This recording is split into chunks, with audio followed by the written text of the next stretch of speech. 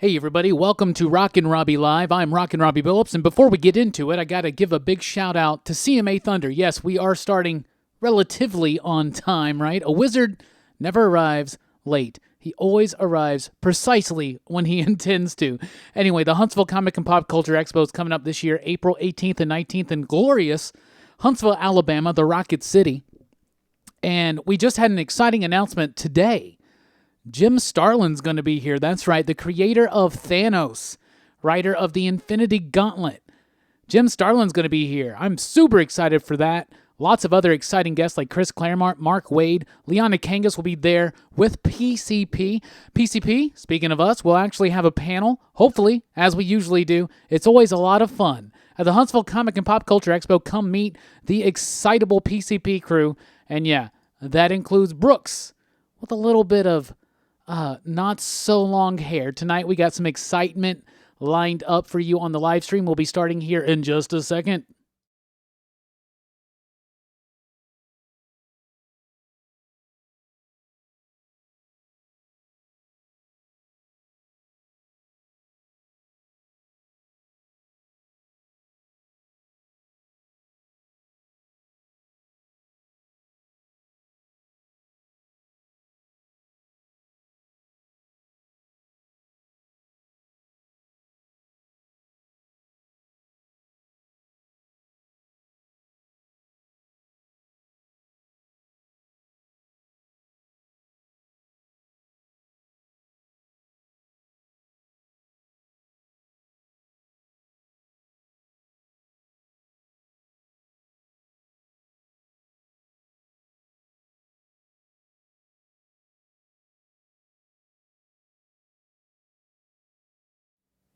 Hey everybody, welcome here to Pop Culture Philosophers. It's time for Rockin Robbie Live. I am Rockin Robbie Billups. How are you doing out there? Everybody, let me know what's up. If you're here, let me know. Sound off. Let us know that you're here, and let's get the conversation going. This show is always driven by your comments, so that's very exciting. I just realized I left my damn notepad in the other room, so give me just a second. We'll actually be right back here. But I do want to point out tomorrow morning on the show, we're going to be having our live finger guns review, advanced review of finger guns tomorrow morning. We'll be right back. Let me go grab my pad.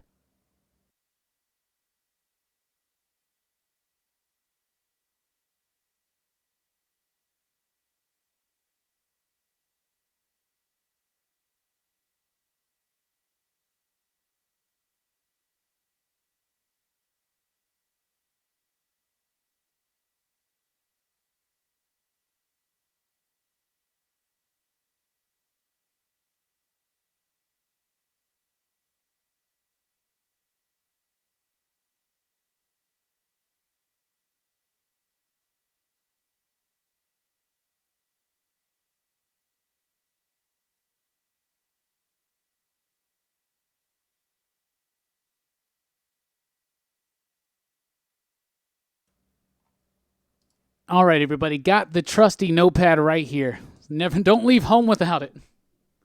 Anyway, thank you for that. Thank you for bearing with me there. Hello, everybody. I'm Rockin Robbie Billups. Let's get the conversation going. This show is driven by your questions, your comments, your concerns and thoughts. All that stuff. So anyway, once you get in here, let me know that you're here. Let's start chatting. We'll be taking a look at this upcoming week's new comic books. We'll be taking a look at Locke Key Episode 1 in a non-spoilery review. That's all I've watched so far is the first episode, but I got some thoughts. We'll be talking about our favorite comic books of last week. That's pretty much right, the first thing. But anyway, how are y'all doing? CMA Thunder is here. Yeah, I was precisely on time, right? What's up, Taki616? What's up, Sam Fett? What's up, S Squared? Oh yeah, Flash, the Porter, fantastic stuff. Howard Porter's been doing career level work on that book, like fantastic stuff. Doing an amazing job. Really, really excited for it. All right, got some more people in here. What's up, Mad Mike's Comics? What's up, Jesse? How are you doing? What's up, Matt? Yeah, Thor is great. What's up, Sam Fett? I have no idea where Dylan is, that son of a bitch. What's up, Hamburger Basket? What's up, Bake the Snake? What's up, Reggie? How are you doing? What's up, Logan? Logan says, next week will be a tsunami. Batman 89 and the following week, Hell Arisen, a.k.a. The Punchline Wave commences. Both books are on my pull list. Yeah, let's talk about that real quick, right? So Punchline is Joker's new sidekick. I mentioned her on the weekly pop culture wrap-up, I think last week, maybe a week before that, something. And, man, those books are skyrocketing in price, which is crazy. And this is one of the craziest things to me about the speculator market. Those books ain't even come out yet. But everybody's like, oh, they're sold out. Yeah, well, sold out at Diamond doesn't always necessarily mean sold out on comic book shelves. And then you got a lot of people that jump in and they're like, oh, let me pre-order that book. I'm like, homie, pre-order was like 2 months ago. But yeah, those books have been skyrocketing. What you're going to see is this. Anybody who pre-buys them at those prices, I'm sorry, but you're kind of dumb, to be honest with you. That's kind of like way too high. Do you get what I'm saying? They're going to drop down. Right now it's all demand, and the supply isn't really quite known, right? Some shops are going to sell out. Some shops will have plenty.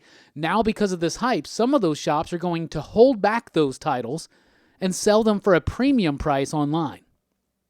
Or they're going to limit them, one per customer. That's what we're going to do at my shop, one per person, unless you already pre-ordered it. And we mean pre-FOC pre-order, right?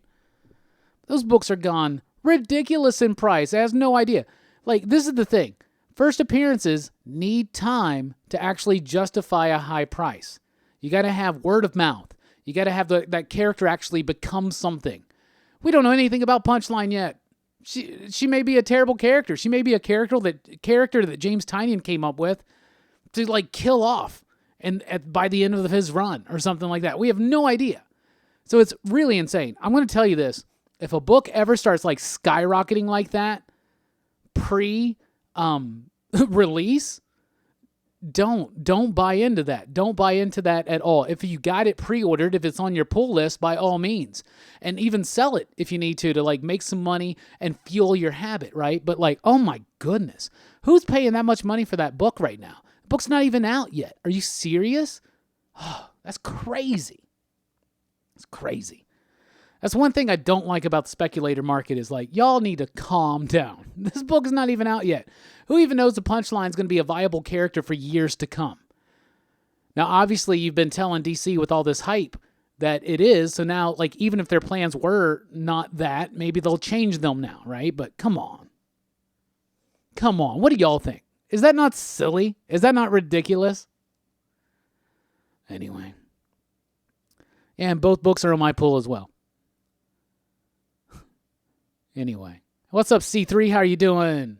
What's up, Scarpads Comic Treks? How are you doing, buddy? Oh, the Reggie with another 1111. I really like that number, buddy. Everybody make a wish right now on behalf of Reggie. And thank you so much, homie. You really helped keep the dream alive here. We got the new camera. That's mostly because of you. That's why the camera is named the Reggie. So thank you so much. And if you want to join Reggie in his support, you can do so at Patreon, like those fellas right there. And if you notice, Reggie's name's right there. Reggie's just the best, and so is everybody that checks out the video. But if you do want to support, there is a tip jar down there. You can help us reach our next goal. We got to pay for Liana's hotel room, which that's already taken care of. But now, we got more stuff that we want to do. Thank you for keeping the dream alive, Reggie. We really do appreciate it. What's up, God Tank? How are you doing? PCP is dope, pun intended. Yeah. You ever seen anybody on PCP? It's not cool, is it? It's kind of cool, but it's not cool. Does that make sense? Oh, this is ridiculous. Let's see here. Punchline might die in 5 issues. Yeah, I know. And knowing the Joker, that's how it should happen. What's up, Kid and Puke? How you doing?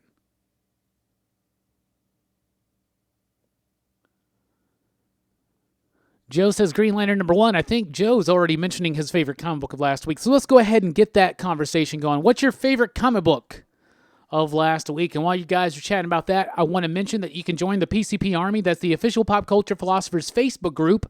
You can follow me on Twitter at the Rockin Robbie, and of course we are on Patreon, patreon.com/BCP.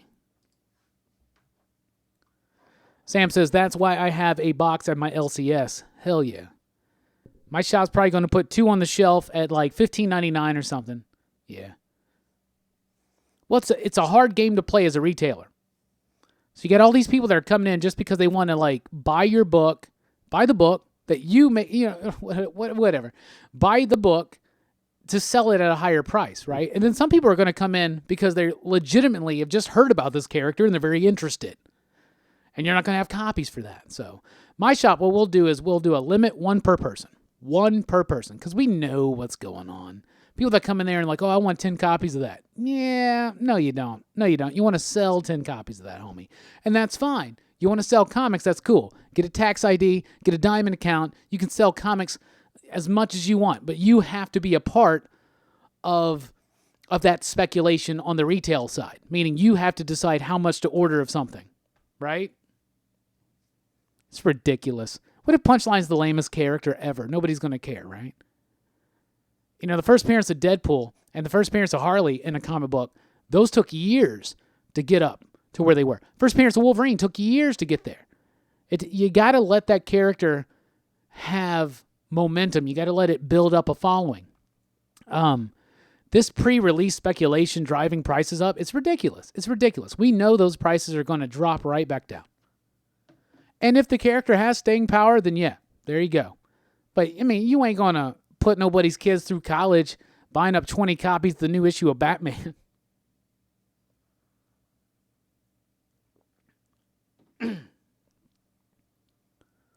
Anyway.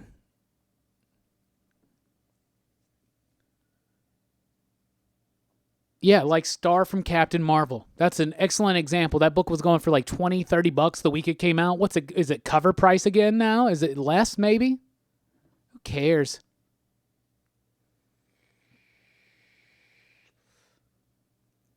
Hell Arisen's a good book though.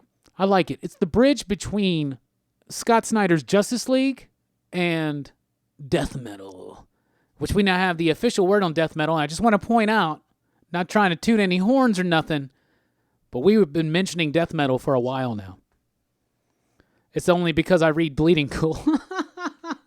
It's all credit to Rich Johnston and company. Plus, it was easy to piece together.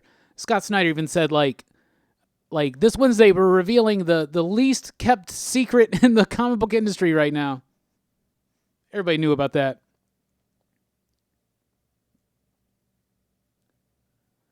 Read mangas, it's more simple. Manga's good stuff. Can be. What's a good current manga to get into? Because I'm not into any. What's a good current manga coming out?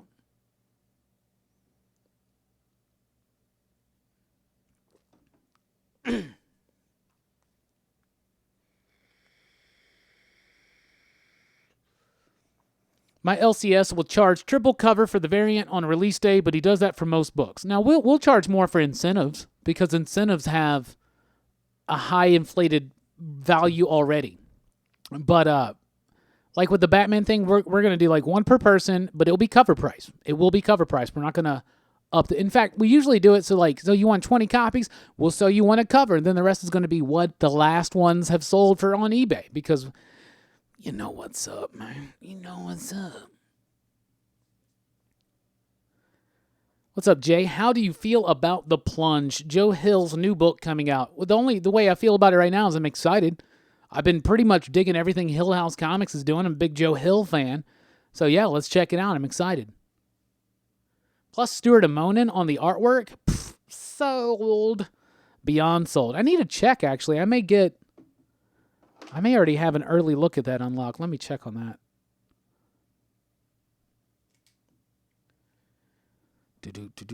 Logan says, everybody, please hit that like button for Robbie. Well, yeah, thank you so much. We really do appreciate that.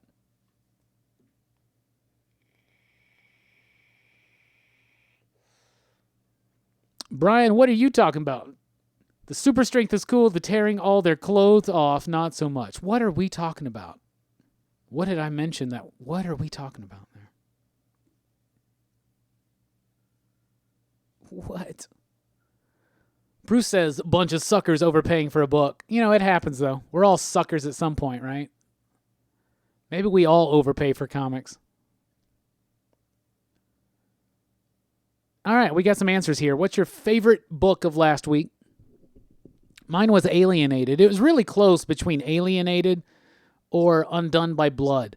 I thought Alienated had a little bit more nuanced character work, and that's kind of what put it above. But Undone by Blood was really good, too. So it's kind of almost like a co-pick, but not really.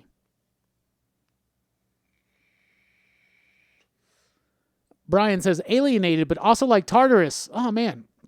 I just was not digging on that one. I loved Alienated, but I didn't really like Tartarus very much. Probably should reread it. There's a lot going on in that book. Taki says Immortal Hulk. That's a good one. Alfred becomes the new Batman.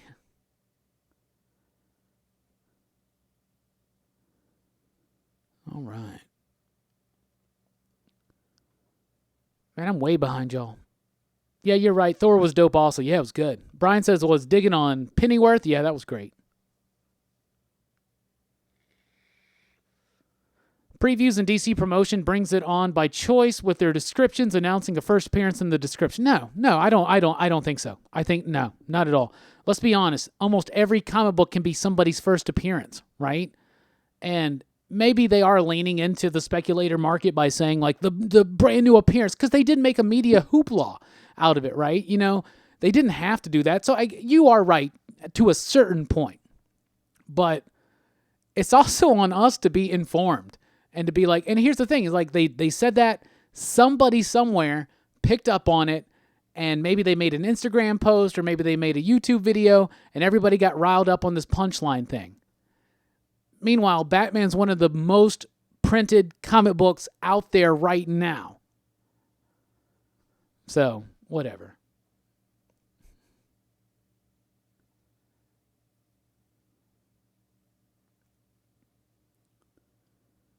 I got the giant oversized Daniel Clowes artist edition last week. Amazing. Chris, that's really cool.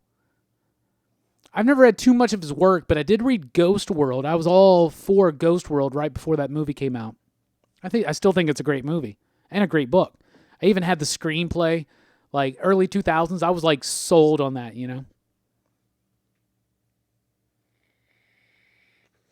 I got homies, though, that are super big fans of Daniel's work.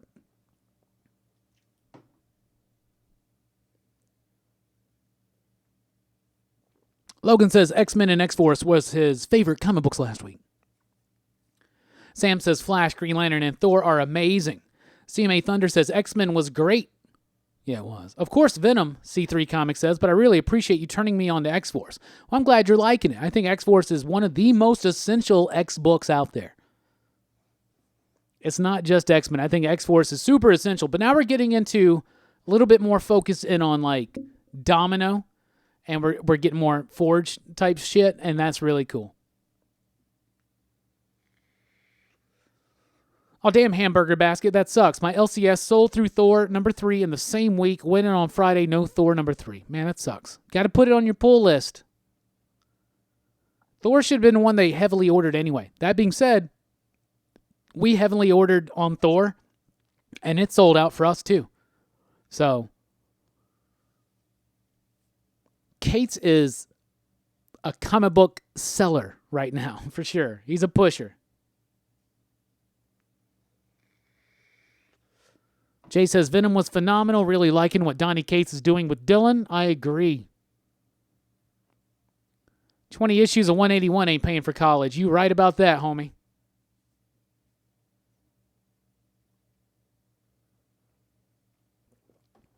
Let's see here. It will pay for one semester of community college. Reggie says X-Men number 7 was fire. It's number 6, right? Number 6 was fire, fire, fire. I'm a Hickman fanboy, guilty AF, but that issue stitched so many threads together. Absolute brilliance. Reggie, I'm right there with you. That was a great one. That's all that Hickman's been doing in these 6 issues of X-Men, and probably going to continue in, is that he's setting up. He's sowing the seeds. As Tears for Fears would say, he's sowing the seeds of love. Oh, man, that moment in that issue where it's the conversation between Xavier and Mystique, and she's like, what happened, like hated and feared and all that kind of, he's like, I'm kind of getting tired of that. Whoa, man. Some great, God, there's so much still to be revealed. I mean, we're thinking, think East to West level scope, but with the X-Men. That's what's going on right now. Punchline was created to sell comics. That's it. Same thing with Batman Who Laughs. There's nothing compelling about him other than that he is a Joker. Thomas, I mean, I would say that any comic book character is created to sell comics. I mean, that's the purpose. The purpose of any comic book is to sell it, you know? But yeah, you know, Punchline tied into the Joker. Sure, let's get it going. Batman Who Laughs, I think that's been a really fun character. But yeah, I mean, that's what the point of any comic book is, to sell, right? Is that a bad thing? That's just the way it is. It's business. Punchline made a cameo in Young Justice. Just kidding. Make an Instagram post about that and see what happens.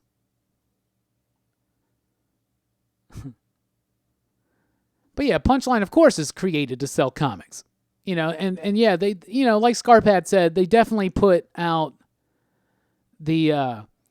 they let people know a new character was coming. Now, that's not something that's unknown. You know, they're just like, a new character shows up, blah, blah, blah.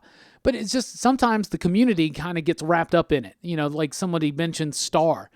Joe mentioned that. Star, same type thing. Like they mentioned Star in the solicitation. People like kind of lost their mind at times.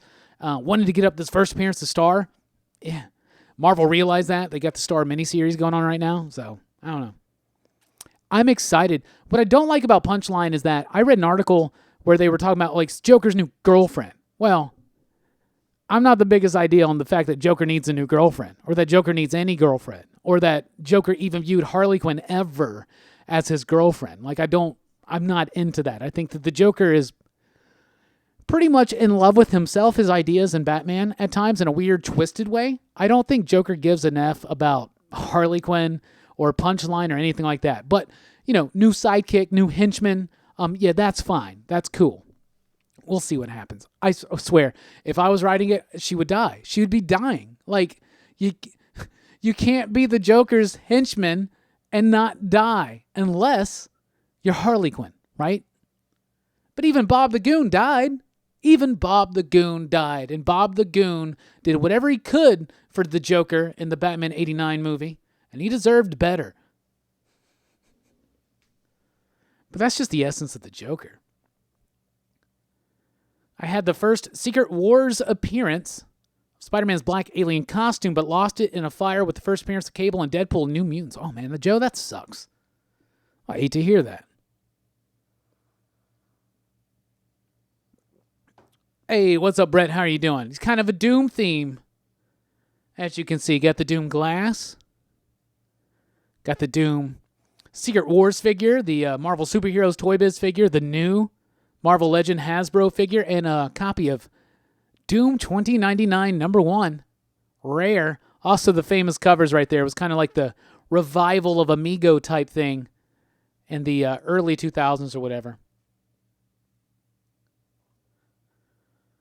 Oh, A and B covers being... Oh, that sucks. I hate to hear that. I think I'm going to miss some of y'all's comments. I've gotten behind already.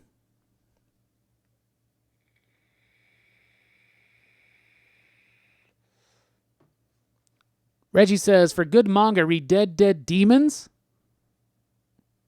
Okay. Incentive ratios are supposed to be $10, $25, $100. Well, I mean, it's a 1 in 10, a 1 in 25, or a 1 in 100. Doesn't necessarily mean that the price correlates to that. You'll usually find with incentives that the first couple days are pretty high, and then they drop down. So if there's an incentive cover you usually want, I would advise you just to wait for like a week or two. Chris says, Alienated was great. Looking forward to seeing where it's going. Samuel loved Alienated as well. Brian says, Tataris, the art in the first half kind of bothered me because the pencils were so intricate, but the inks were so plain. The second half looked a lot better, though. Buffy Hellmouth was weird. Dark Willow and Faith appears. See, Joe, this is my problem with the Buffy books. One of the reasons why I quit reading them issue to issue.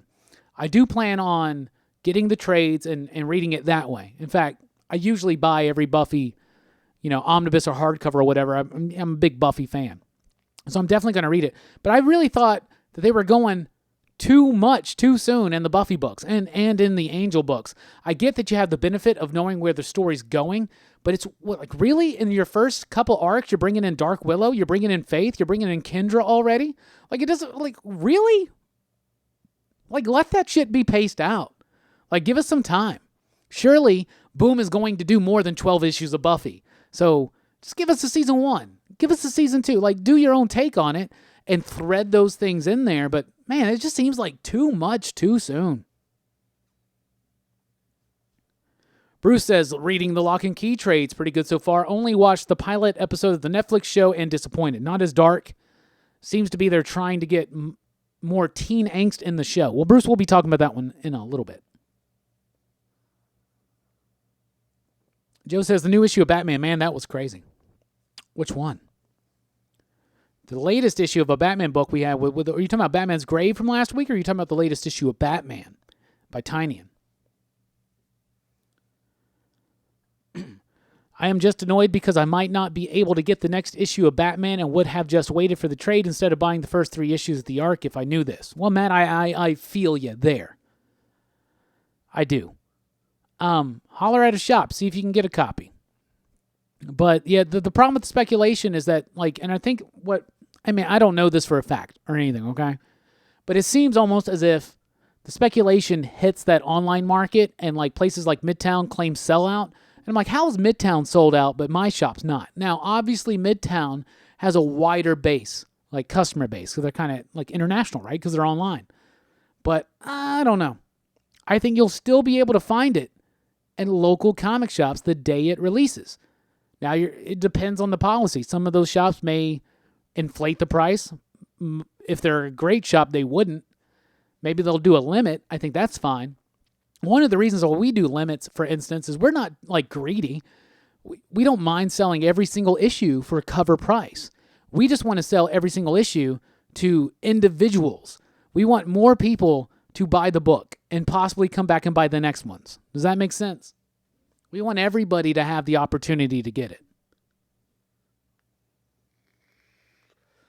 One of our things that we always say at my shop is that we're more focused on readers and not necessarily speculators and collectors. If that's what you're into, that's super cool.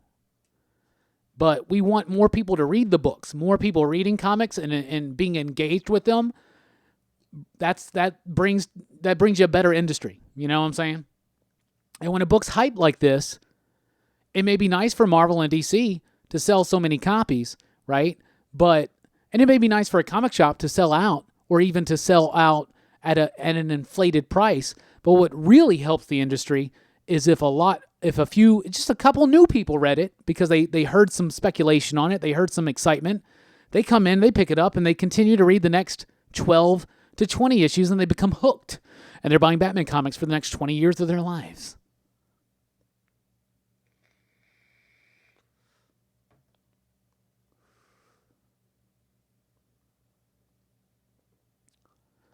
Scarpads Comic Trek says, Undone by Blood. I like it. Like 20XX for me, the second book is the one that's going to decide it for me. The first issue ended abruptly and it needs to step up and deliver. I get exactly what you're saying. It seems like most of these indie books, especially the 5-issue indie series and stuff like that, they really kind of lean into the idea of we don't have the double-sized issue so much anymore for issue number 1, but instead for instance, with Finger Guns, I got a copy of 1 and number 2. And that's something that Vault does a lot. Is they'll give you the issue number 1 and issue number 2. And it really helps sell the book to the retailer, to the reviewer, right? Because you get to see where we're going. Because issue number 1, it's usually just setting everything up. And then it can fall apart in issue number 2. 20XX is a great example of that. Now, I have not read Undone by Blood number 2, but knowing Lonnie Nadler and Zach Thompson and that creative team, I think it's going to be solid. Check out Death Ray by Clouds. I will. Death Ray.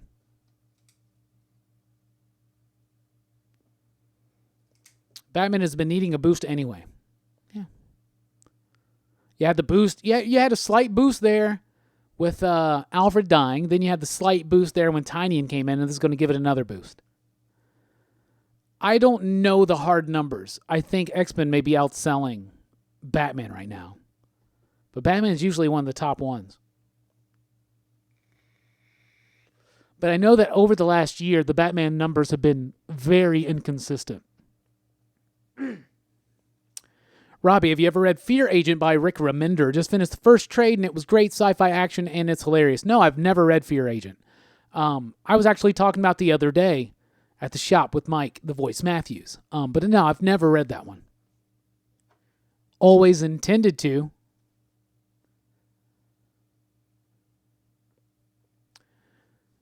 Let's see here.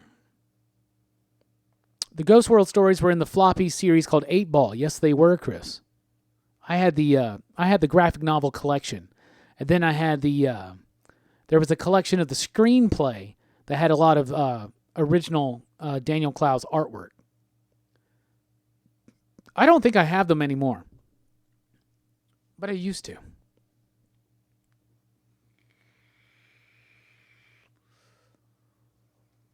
Let's hope he does not leave after 12 issues of X-Men. I don't think so. I think he's planning 2 to 3 years on this. But we'll see.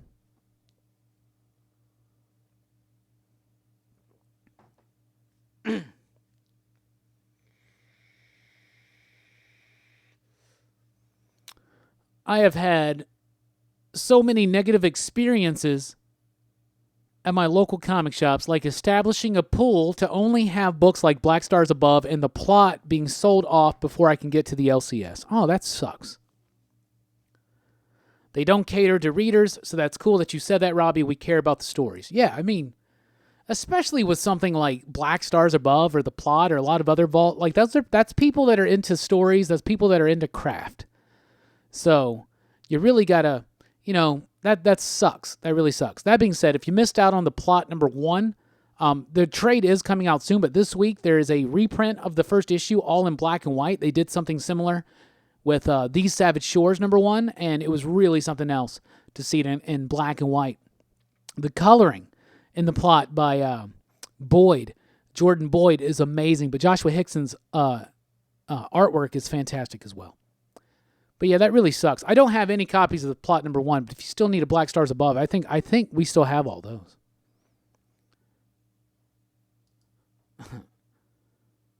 Death to the Big Two by Indy. That's right, Kid and Puke. Well, I wouldn't say death to the Big Two because, I love my superhero comics. Hey, Dylan is here. Dylan, you son of a bitch. Now that I say that, I hear your music already. The ding. That's a really nice, sharp introduction you have there, my friend.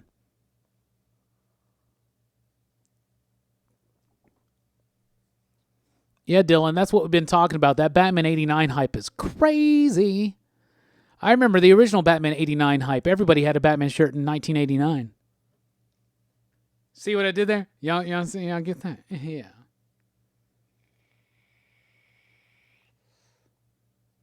Claim all as damaged. Yeah. Everybody's going to claim them as damaged. That's the problem. The problem is, Kit and Puke, is that so many people are going to back order advanced copies that there aren't going to be any replacements available. So if Diamond sends you, 100 to 200 damaged copies of Batman 89, I think you're going to be stuck with them.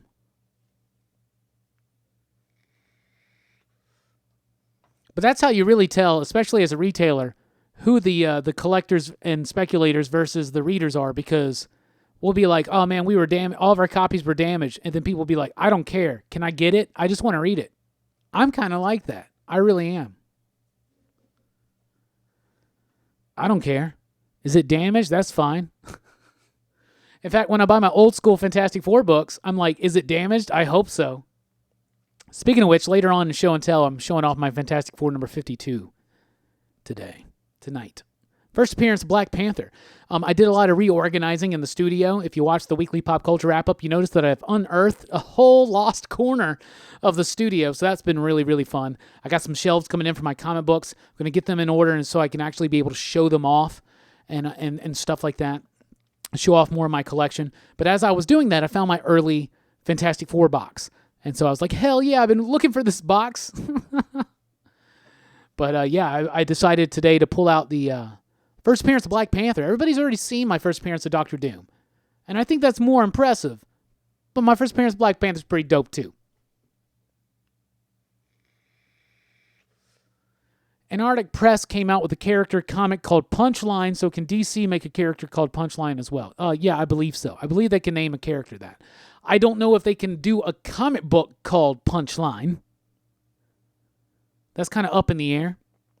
For instance, I don't know how this has turned out or what more has become of it, but I know that Scout Comics and Vault Comics are in kind of a legal disagreement over mall versus the mall. And is a the enough? Is the concept difference enough? But as far as a character being called Punchline, yeah, I think they can do that. Just like DC was able to call Shazam Captain Marvel and still would be able to call Shazam Captain Marvel, but they couldn't have a book called Captain Marvel. And most people call Captain Marvel Shazam anyway, so I think that's why they just went with it.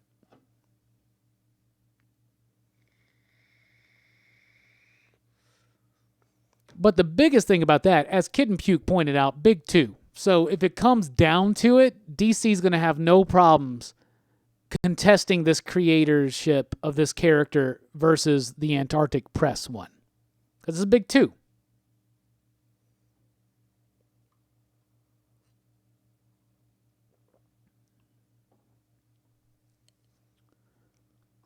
Well, Matt, yeah, whenever there's a hot book like this, Batman 89, one of the two shops I go to always seems to have just the exact amount of copies for a reservist, and that's it.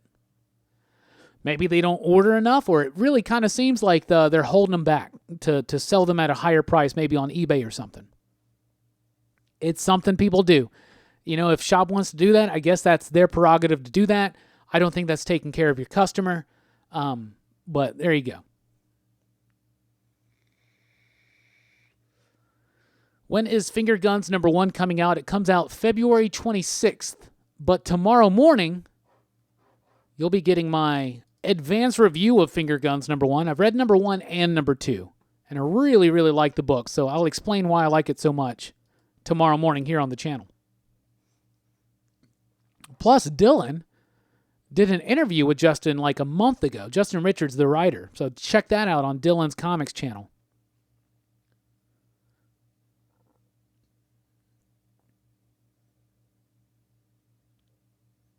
Hey, look at everybody giving Dylan some love. That's awesome.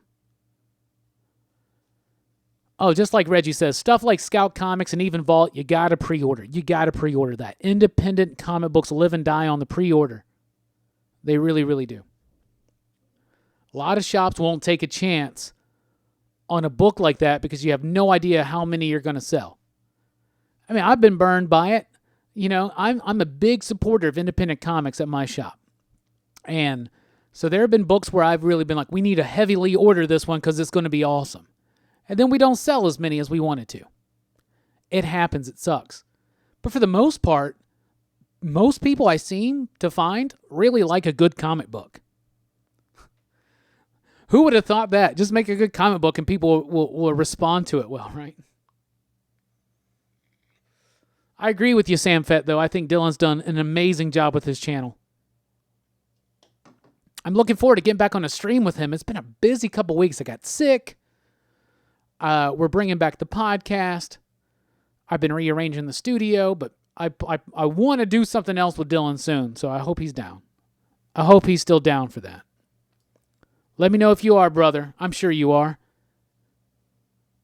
I think this Friday I actually have a live stream I'm doing with Bob from Everything Comics. I really, really like what Bob's doing on his channel as well. There's some really nice newer channels that are really kind of coming up, and it's really, I think it's well-deserved. Dylan, Bob on Everything Comics, fantastic channels by very passionate YouTube creators. And we're definitely going to be trying to get Dylan and Bob over 1,000 by the end of the year, if not before. And it took me a lot longer to get to 1,000. Oh my God, that took so damn long. Jesus.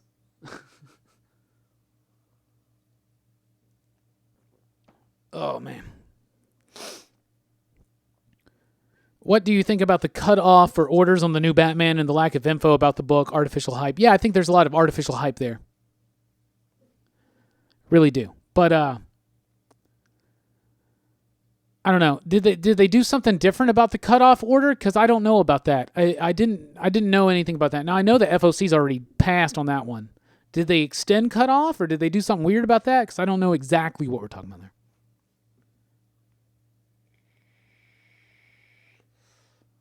Hey, Bueller's in the house, everybody. What's up, Bueller? He's here for just a second. Are y'all filming the Coffee and Comics video tonight? Are you running late, Bueller? I was chatting with Bob earlier. He's like, I'm on my way to Bueller's. Bueller's been busy making some moves on his YouTube channel. Comics with Bueller's probably my favorite comic book YouTube channel. If I had to pick one, I'd probably pick Bueller's. I just love that Coffee and Comic show so goddamn much.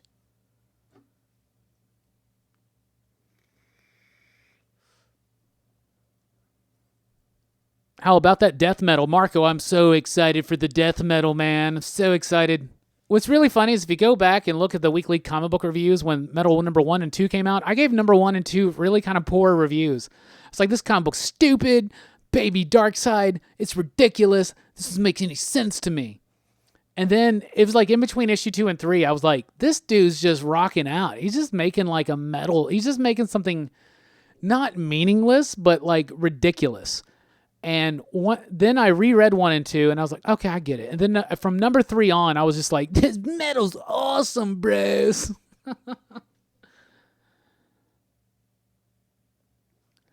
I used to have a really great shop near me. Grape shop, I said.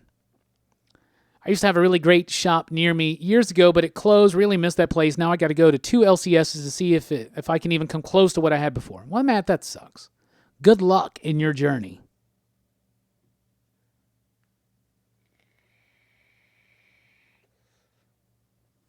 They can raise the price, but they should have the book on the shelf so loyal customers can access them. I think everybody should do what we do. Unless you pre-ordered it for multiple copies, one copy, and actually it's one copy per cover. One copy per cover at cover price for everybody. That's what we do.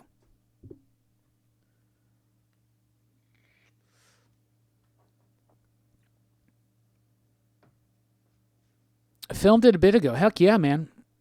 What was the subject this week? I don't remember.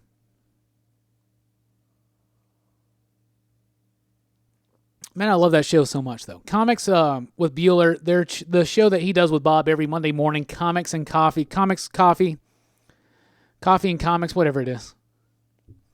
That show's amazing. That's my favorite comic book show on YouTube. And people always talk about like how they like my video or they like the podcast, and it's like almost as if they're hanging out with us. That's how I feel with your show. Like that show, Coffee and Comics, really. It's like, so every Monday morning, I'm listening and watching the Bueller and Bob show, basically, right? And on Monday mornings, what I'm doing is I'm pulling off comics that are coming out this week. I pull that off, the previous issues off the shelf, right? And I count them, and we get them, and we I send them, I separate them like these ones need to go to the warehouse, these ones need to go to eBay, these ones need to go get bagged and boarded and put in back stock and whatnot, right? So every Monday morning, that's what I'm doing, and it takes hours. It's like Monday is a big like paperworky type day, and I listen to your show, and it's like I'm hanging out with you and Bob, and I will literally talk to y'all as I'm doing my work, and like. And you influence the shit out of me. You and Jim Mint, goddammit. Y'all both influence the fuck out of me. And we're influencers. We're not supposed to influence. but like be influenced, but you influenced the fuck out of me. I went and bought a goddamn Overstreet price guide, and I was of the idea that Overstreet was done. Like Overstreet, because there have been many times where I look at a book and I'm like, Overstreet says it's worth this much, but the eBay price is way lower. And we're talking like non-key type stuff, just stuff that's just old, right? But you're right, it's a big resource, right? It's a big resource. But watching your video on the Overstreet one, I was like, man, I think they're right. And then I watched your other videos that you had mentioned where Bueller did these videos where he compared Overstreet prices to eBay prices, and they were actually very close. So I bought me a damn Overstreet. And I hadn't bought an Overstreet in years, man, at all.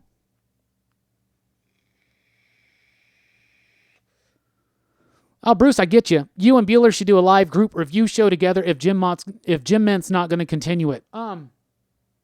I think the original idea was that it was Jim Mint's idea. But I think he wanted other people to like do it as well. And so like it wouldn't be the same people every single week. It would just kind of be a rotating thing that would go across, different people's YouTube channels. And commitment, the idea to commit to yet another live stream every single week, it can kind of wear you down. Like Jim Mint releases a video every day. And I don't release a video every day, and Bueller doesn't release a video every single day. But even at our schedule, we know what that's like. Like that's a lot of work, right? Especially with, I know Bueller doesn't have an FTJ, but I know I do, and I know that Jim Mint does. So it can really kind of like wear you down. But I would like to get something like that going again. I really, really would. I've talked to Dylan about it. I am sure that Bob would love to be involved in something like that. There's a bunch of other people that would like to be involved. So I think that's something that definitely, first of all, I think that the community, and I think one thing that I've tried to do is do more like live streams with other people in the community. And that's a fun thing to do because we all do the same type shit and we all have the same fans, and it's really, really fun. Now, it's not always viable to do it, but I think it would be fun to do one that would like kind of bounce around a little bit. Maybe just like a once a month meetup, like me and Bueller and Jim and Dylan and Bob and I mean, Fire Guy Ryan. We're talking about Matt and Chad. I think it'd be really fun maybe to do like maybe at least once a month type, comic book club type thing or something like that. I don't know. That'd be really fun. But like I said, I plan on doing more live streams with Dylan. I'd like to do more with Jim. I wanted to set up something with Bueller. We've talked about it, so hopefully we'll do that.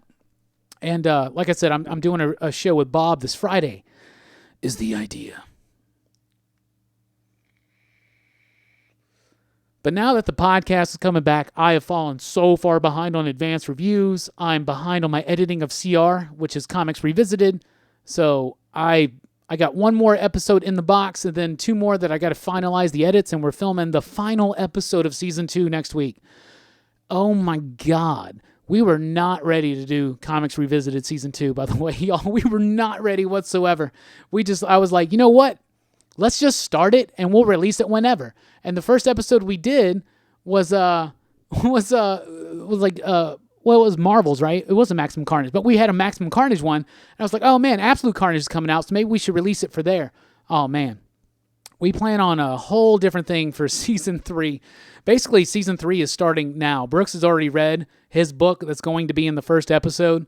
I haven't read mine yet because I'm still Watchmen-oriented. It took me like 2 weeks to read The Watchmen because I read it one issue at a time, all the back matter, and I really let it sink in. So,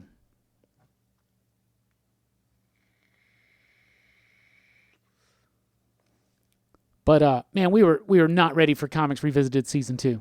And that's why we had that big long break in the middle of it.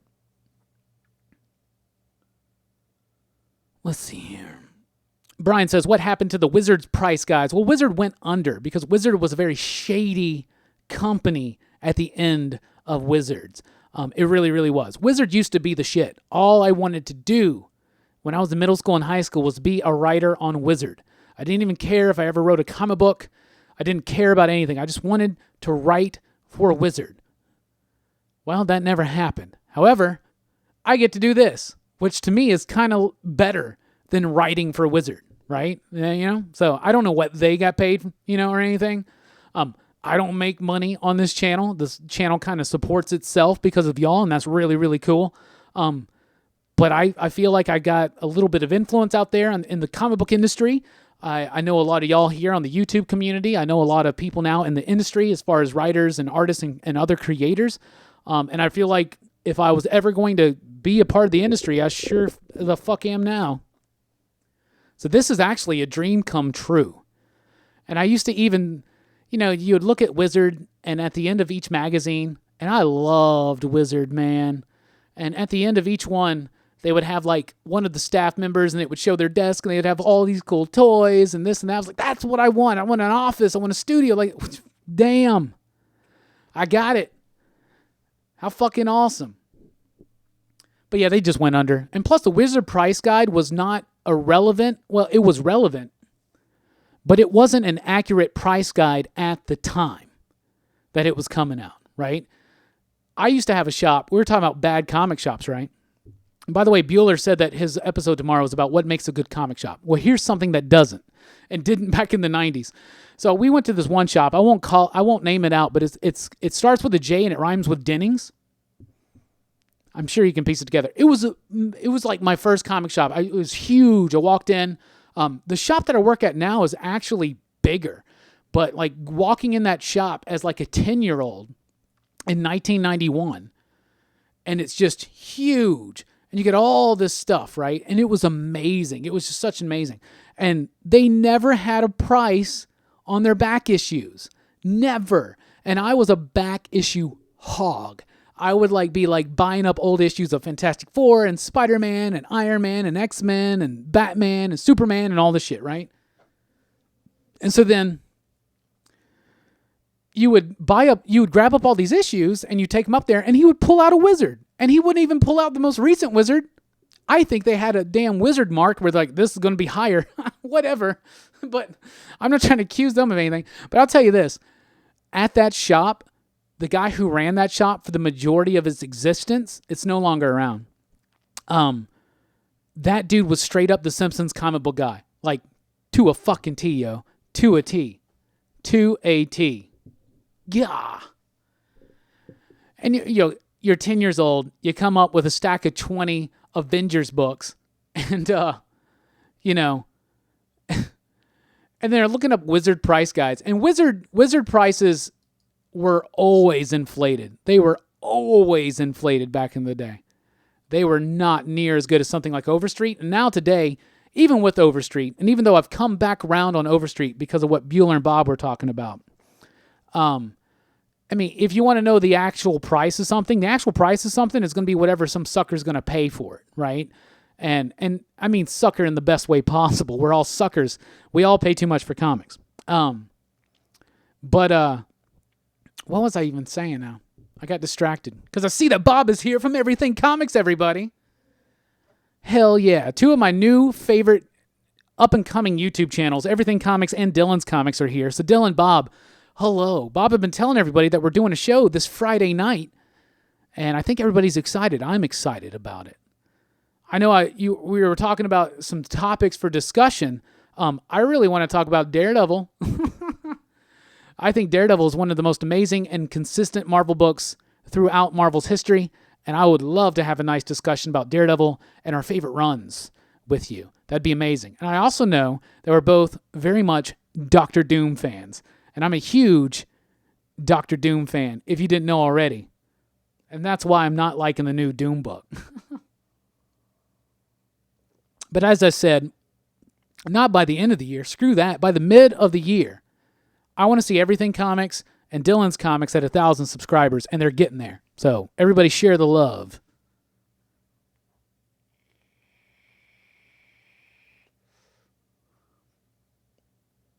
Wizard was a great magazine 20 years ago. It was, and I wanted to write for Wizard so bad. But I feel like what I do right now is actually better than that, especially because Wizard went out, and they went out in a really shady manner. Like, they fired their employees with a note on the door, right? They didn't fulfill The subscribers that still had books, like there were people that were still subscribed to those books. They didn't get any kind of refund or anything like that.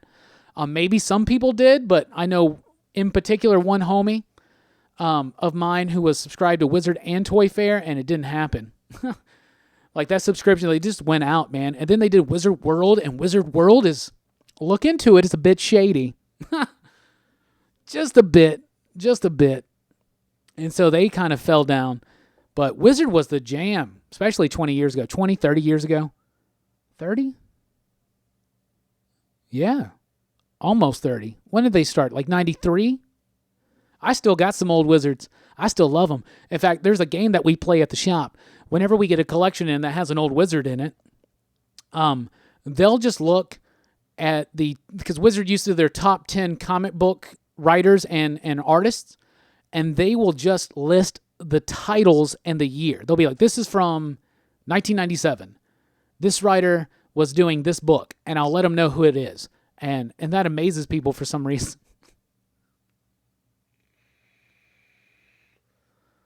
But for real, y'all, I don't know if you realize this, but I love me some comics, and I have loved me some comics for a long time.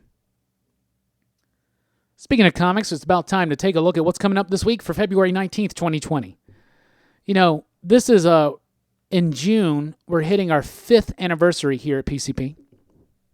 And I was looking at some old school videos, and I was looking at the very first live stream I ever did. And damn, I started with the what was coming out every single time because I just needed to fill space. So I really just want to take this moment to be like, y'all, thank you so much for keeping these live streams going. Here we are, like pretty much an hour in. And I haven't even gotten to what's coming out this week yet.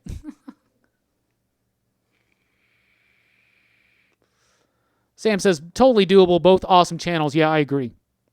Bob, did you do a video last night? I waited. I didn't see one pop up. Did you do a video this week?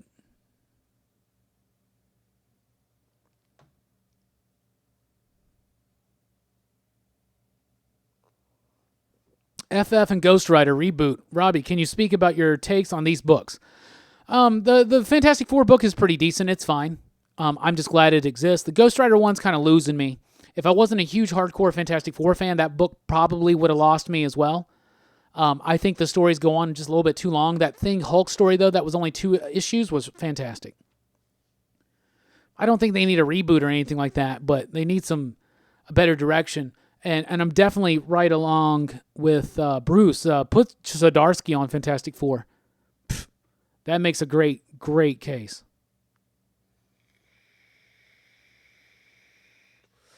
And somebody had mentioned, we were talking about how we used to do the weekly comic book review stream with a bunch of us in the community together. Somebody said you guys should do like a once a month, like, top books of the month.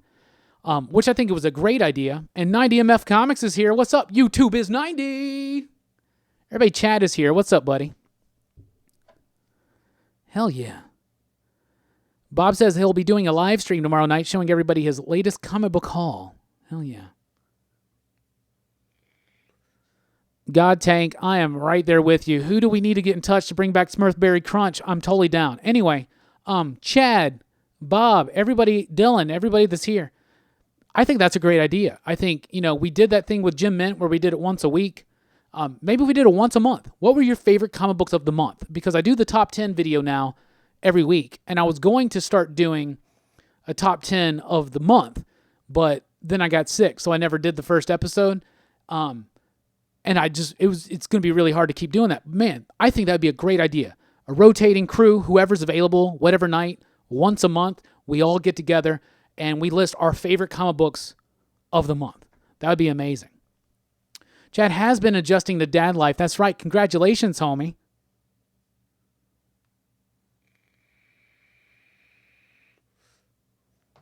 But I think that's a great idea.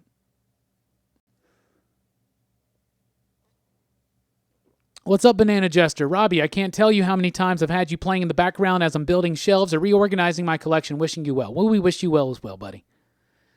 We wish you well as well, buddy. I like that. That sounds nice. It's a nice lyrical thing. Hey, Second Street Marvel's here. What's up, my dog? Kevin Smith's Green Arrow was all right. Barry, I'm right there with you. I think it was all right. Brad Meltzer's Green Arrow that came right after that, only 6 issues. I loved it so much more.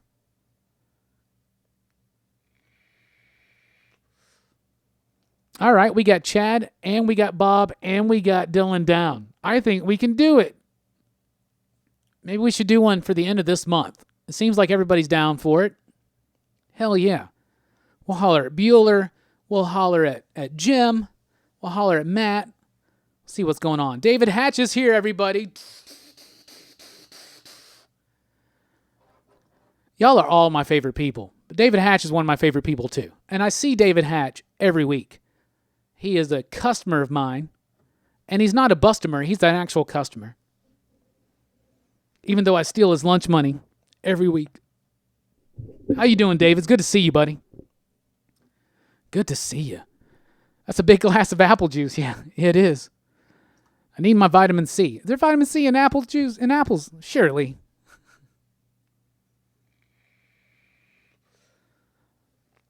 Speaking of Green Arrow, any word on when it's coming back? No, not at all. I don't think so. Nothing I've heard of yet. Who was after Kevin Smith? I would have to look it up. It's Brad Meltzer. Brad Meltzer is an author.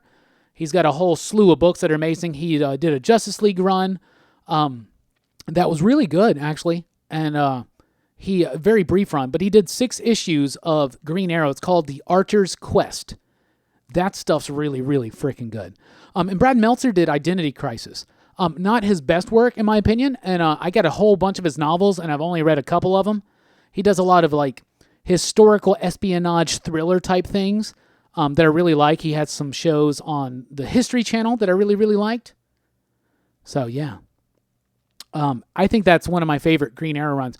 I'm a big fan of the Chuck Dixon run with Connor Hawke. That's when I actually first started reading Green Arrow. That stuff's amazing. But if I had to pick one run of Green Arrow that's the best, it's Mike Grell's run. It starts with Longbow Hunters, which I have a copy signed by Mike Grell because I've met him like 3 times. I did a panel with him too. Super cool guy. Really knows his shit. And such a fantastic run of Green Arrow. He did the Longbow Hunters, and then it launched into a Green Arrow series that went for a long time. And all those are available in trade, and they're so good. 90MF Comics says, Quiver is a good read, but Daredevil is Kevin Smith's best work. I agree. Guardian Devil is amazing, and it's the best Mysterio story we ever had. I love Guardian Devil. 1998, Marvel Knights. What a magical time, y'all. Christopher Priest, Black Panther. Kevin Smith on Daredevil. Jay Lee and Paul Jenkins on Inhumans. Bernie Wrightson on Punisher. Yeah, the Punisher stuff is, it's okay, but like, man, I love the hell out of it. I love it. Oh yeah, Roger, I'm very excited for Grim Noir coming out. It's going to be really fun. This is just a one-shot, right? It's a one-shot or 2-issue series. It's very small. But sure, I'm cool. Anything with The Thing, I'm down. Benjamin Grimm is one of my top 5 favorite characters in comic books, period. Hey, look, everybody, I'm not the only one who agrees. Everything Comics and Matt both say that Mike Grell's run is great. Longbow Hunters is amazing. When we're doing the break here in just a minute, I'll see if I can remember to grab that. We'll check it out. I'll show it off. Oh man, I hate his Batman runs. Widening Gyre and Cacophony. I hate those. I hate them so much. But Guardian Devil's so damn amazing. We also won't need to mention the Target or the Spider-Man Black Cat, whatever. But I'll be honest, I don't know if that's Kevin Smith's best comic book work. I would think Kevin Smith's best comic book work is Clerks and Clerks the Holiday Special with Jim Mahfood. Those 2 books are freaking amazing. Really good stuff. But Guardian Devil's amazing. Oh my goodness. This is why I want to talk to you about Daredevil, because you got Kevin Smith. But what was even better than that to me was Parts of a Whole. I think Parts of a Whole by David Mack and Joe Quesada and Paul Amati is one of the most underrated Daredevil books out there. Plus, David Mack and Bendis on Wake Up. Holy cow. Why is Wake Up not mentioned more when we're talking about the best Daredevil stories out there? Because it really should be.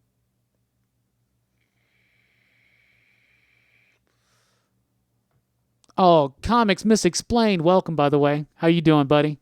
Dude, the Clerks animated series is so damn good. Judge Reinhold, oh my God. I love it. We're actually doing a Kevin Smith podcast at the end of the month. We were going to do it this week, but we had some things happen. So we had to postpone it. But we're doing a whole Kevin Smith podcast, and I'm definitely looking forward to revisiting that. Hey, Bruce gave us a $1.99 super chat saying for monthly review show, looking forward to it. So that means we got to do it now. We got to do it, and I'll split that $2 up with everybody who's on the show with me. Reggie says, destroy that like button. Hell yeah. Real quick, before we get into break, let's take a look at what's coming up in comic books this week. From Dark Horse Comics, we have Bang #1. If you like James Bond and you like Matt Kent, no-brainer, check out Bang #1. I've read it already, and it was fun. Like I said, if you like Matt Kent's work and you like James Bond, if you like both of those, this book is 100% for you. 100%. Berserker Unbound is getting a hardcover. That's super cool. Critical Role, Vox Machina, Origins. Series 2, #5 is out this week. Dragon Age Blue Wrath #2, Blue Wraith, my bad. Hellboy and the BPRD, Return of Elfie Kolb #1. Manor Black gets its trade paperback this week. Skulldigger and Skeleton Boy #3 is out this week.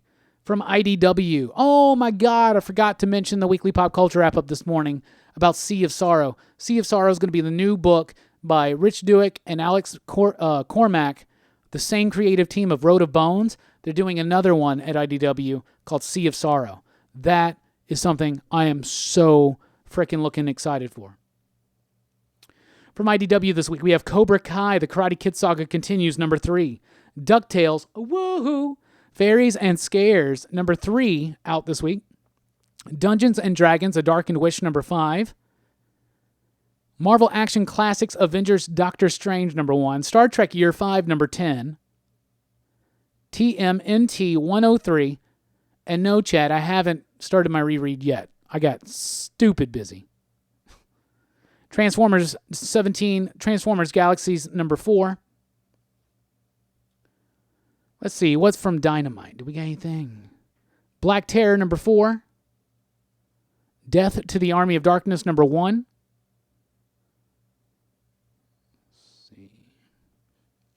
Elvira, Mistress of the Dark, #12.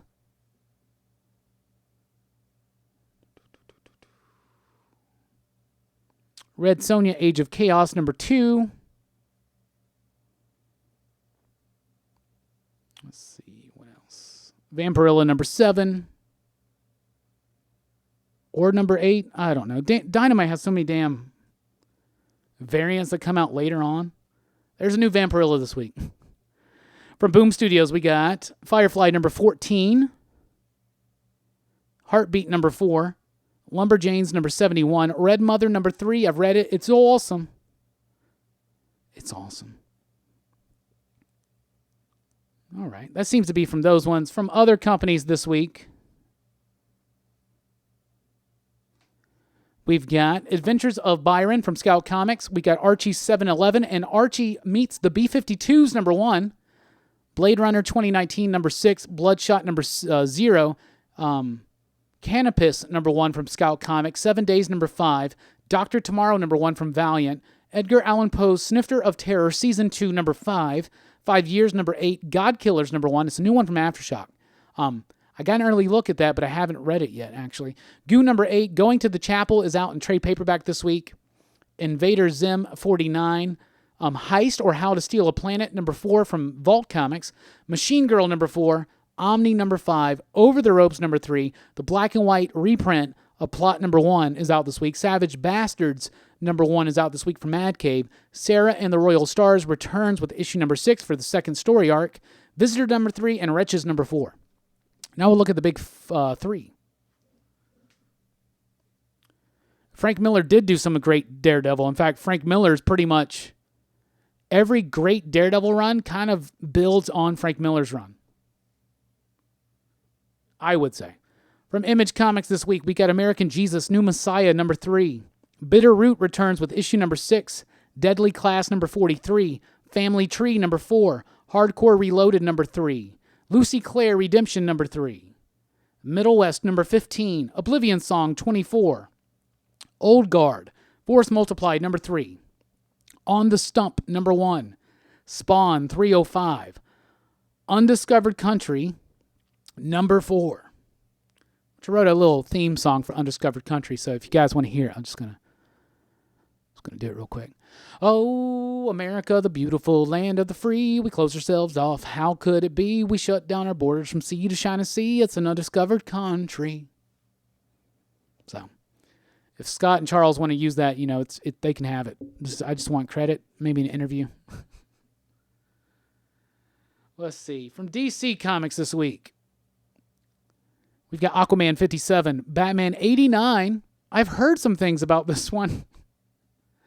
DC's The Unkillables, number 1. I've read that one, and it's okay. It's not as good as the Deceased book that came before. It's basically the same story, but from the villain's perspective, so it's kind of cool. Big hardcore Deathstroke and Red Hood fans will like it, I would say. Let's see. Flash forward, number 6, Big Deal, by the way. Big deal. Big deal. He-Man and the Masters of the Universe, number 4. Multiverse, actually. Joker, Killer Smile, number 3. That's the final issue. But we do have that one-shot coming out in May. Joker, the Smile Killer. Fantastic Four, not Fantastic Four, what? Justice League, number 41 is out this week. Legion of Superheroes, number 4. The Low Woods, number 3. Lucifer, number 17. Metal Men, number 5. Nightwing, 69. The Plunge, number 1 is out this week. There we go. Superman Smashes the Klan, number 3. Superman's pal, Jimmy Olsen, number 8. Teen Titans, 39. Titans Burning Rage, number 7. Wonder Twins, number 12. That's the final issue. Second issue, Wonder Woman Dead Earth is out this week. And the Wonder Woman Giant is out this week. From Marvel, we have 2020 Machine Man, number 1. Amazing Mary Jane, number 5. Atlantis Attacks, number 2. Captain America, number 19. Captain Marvel, number 15. Daredevil, number 18. Conan the Barbarian, number 13. Deadpool, number 3. Probably done with that one. Fantastic Four, number 19. Ghost Spider, number 7. Guardians of the Galaxy, number 2. Marauders, number 8. Man, that book's firing off. Marvel's Voices, number 1. New Mutants, number 7. Revenge of the Cosmic Ghost Rider, number 3. Runaways, number 30. Valkyrie, Jane Foster, number 8. And Wolverine, number 1. Probably the most hyped book this week. So that's what's coming out this week. Let's take a look at the comments real quick.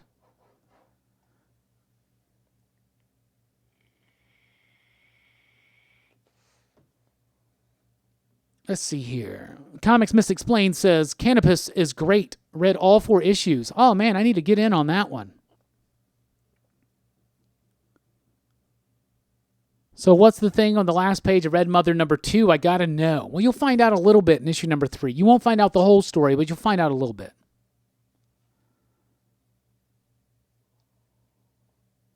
Dylan says, I forgot to add Canopus to my pool. I hope I can order it because I know my shop didn't order. I'm hearing a lot of good things, and I forgot God Killers comes out this week too. Brian says, so happy that Bitterroot is back. Hell yeah. Speaking of Daredevil, Bob says, Frank Miller redefined the character. The trope of breaking Matt Murdock down and have him built back up again came from his Born Again run and has been played out over and over again. And yeah, and even the best runs of Daredevil, think about how much, even in symbolic imagery, Bendis and Maleev's run pulls from Miller's run. They repeat the same images in certain sequences. For instance, when Urich has the dream of him getting stabbed, by Elektra's blade, and then when he's sitting in the theater, and you just see this because it's the 80s, right? But look at that, Elektra's killing that dude, and then look at the bullseye stuff, and oh my goodness, so good.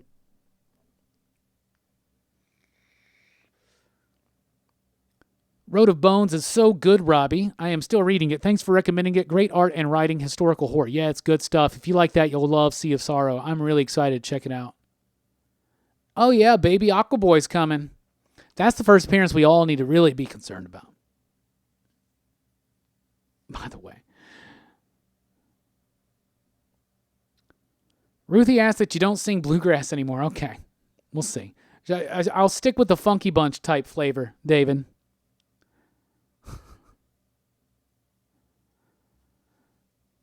Robbie got bars. Yeah, thank you.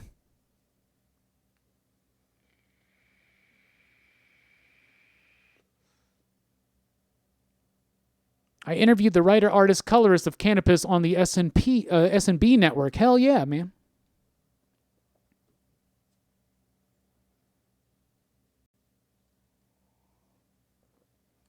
The chat should write a comic. Each member of the PCP Army can contribute one sentence. Would be dope AF. Hell yeah. C3, I don't know what happened to Juke Joint because I don't even know what we're talking about. Anyway, we're about to take a break. We'll be right back here on Rockin Robbie Live here at Pop Culture Philosophers. Got to take a quick break, if you know what I'm saying. Anyway, we'll be right back. As we have for the last couple weeks, I'm going to leave you with the Rockin Robbie Rants theme song titled 022609, which means that it's almost like the 11-year anniversary that I wrote the song. Anyway, I wrote it. It's kind of our theme song that we use. I'll have a new song for you next week, but we'll be right back.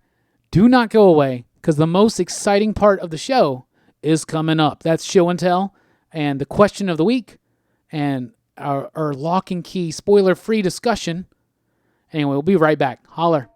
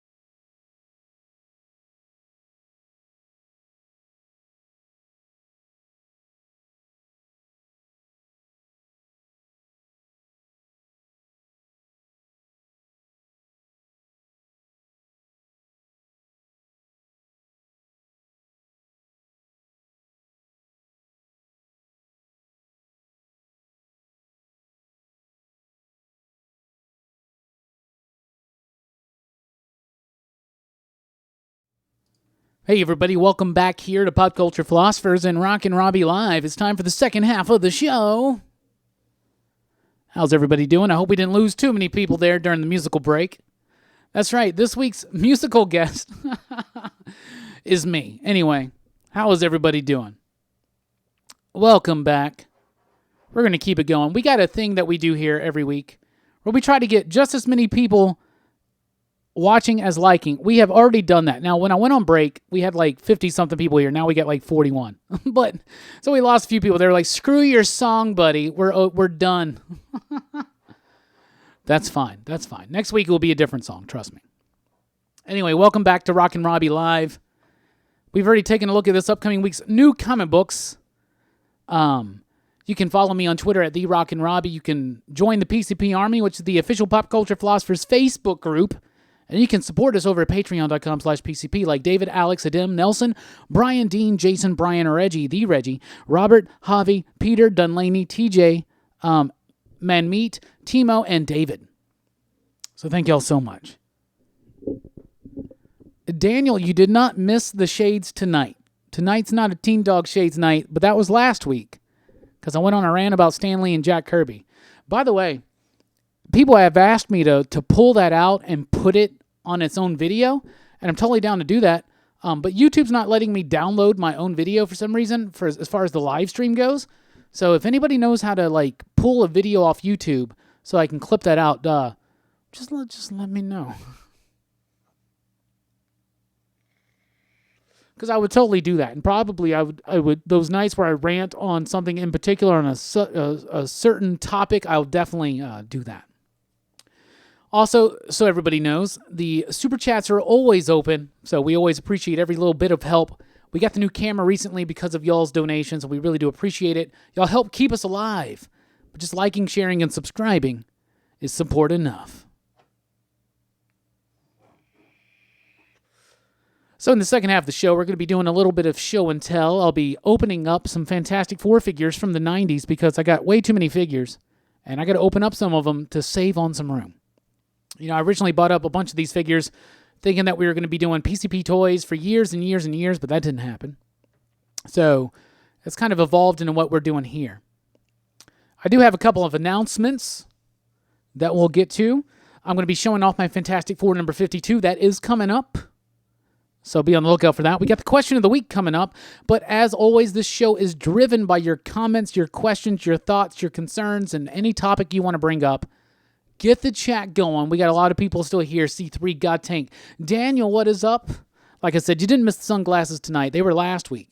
But if you ever want to know when it's going to be a Teen Dog Shades night, you can tell by the thumbnail. If it's an image of the teen dog wearing the shades, which they are right here, but they're not getting put on tonight. I'm thinking too many political thoughts lately to get into a Teen Dog Shades night. YouTube Video Ripper Clip Converter. Let me write that down. And as I do that, anybody get any question, thought, any topic you want to talk about, let's get it going.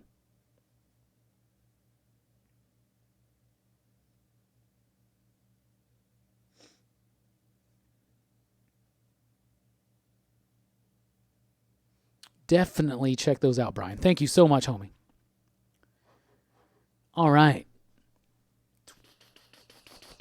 So the book that I am probably the most excited for this week is probably, first of all, The Return of Sarah in the Royal Stars. So that's really cool. But I'm also really looking forward to this new Wolverine series.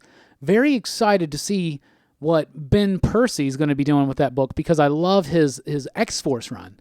So I'm really excited to see what he's going to do with Wolverine. And I'm actually kind of very excited to have Adam Kubert return as the Wolverine artist. I think that's a really cool, nifty idea.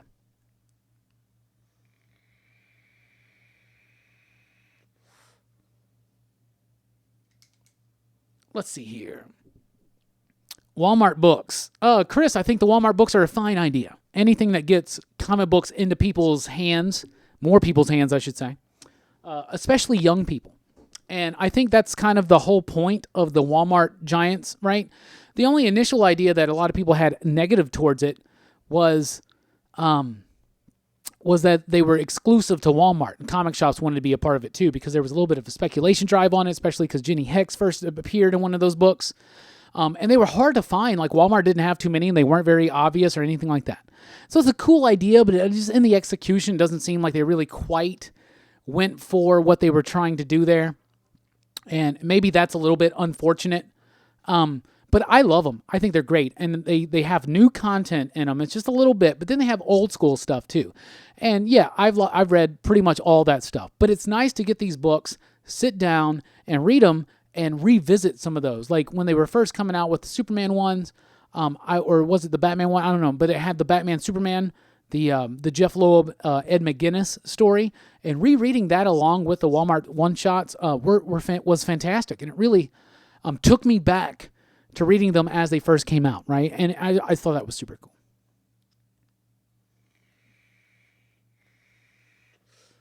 But I like them. Tom Taylor bringing Batman into Suicide Squad in May is exciting. Yeah, social commentary, I agree. I think Tom Taylor Tom Taylor is one day going to be writing a Batman book, whether it's Detective Comics or whether it's Batman.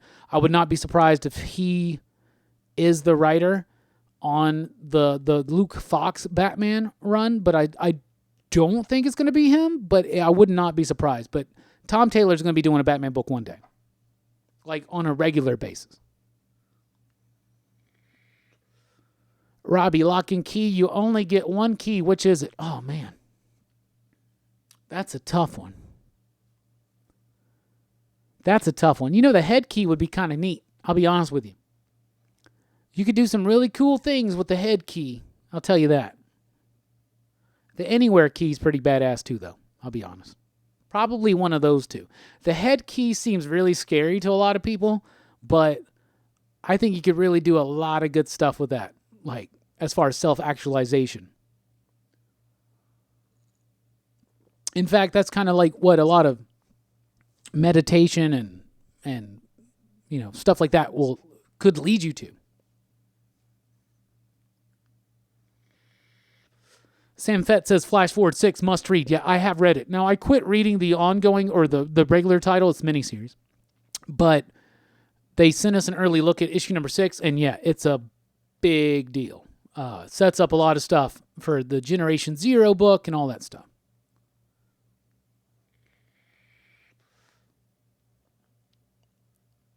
Stoked for Wonder Woman Dead Earth and Madre Rojo. Yeah, Red Mother number 3 is really good. And it keeps that same vibe going. You know, the same, you know, it's sleek, it's fast, it's briskly paced, but it really, really does reveal some things, but look, it has a lot more questions there. I really like it.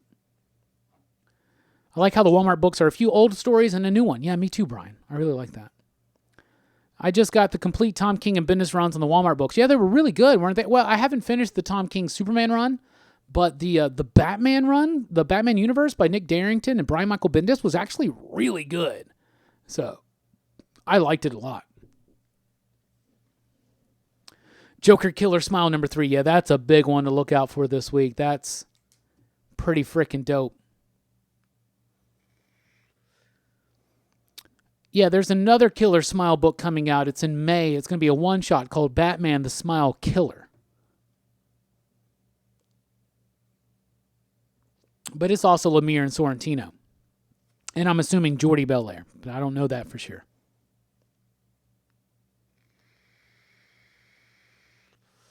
I covered it on the weekly pop culture wrap-up this morning, which I'm very glad is back to Sunday mornings. It feels more natural to me. You think a Huntress Black Label book would be cool? Hell yeah, thinks about comics. And not only would a Huntress Black Label book be super cool, but if it was written by Greg Rucka, it would be amazingly cool. I would love it to be Greg Rucka and Sean Martinborough. They did a run on Detective Comics that I think is one of the best, and it's very severely underrated. Yeah, I would. That stuff's amazing. Greg Rucka understands the character of Huntress. Read the book, Batman Huntress Cry for Blood. That book is amazing.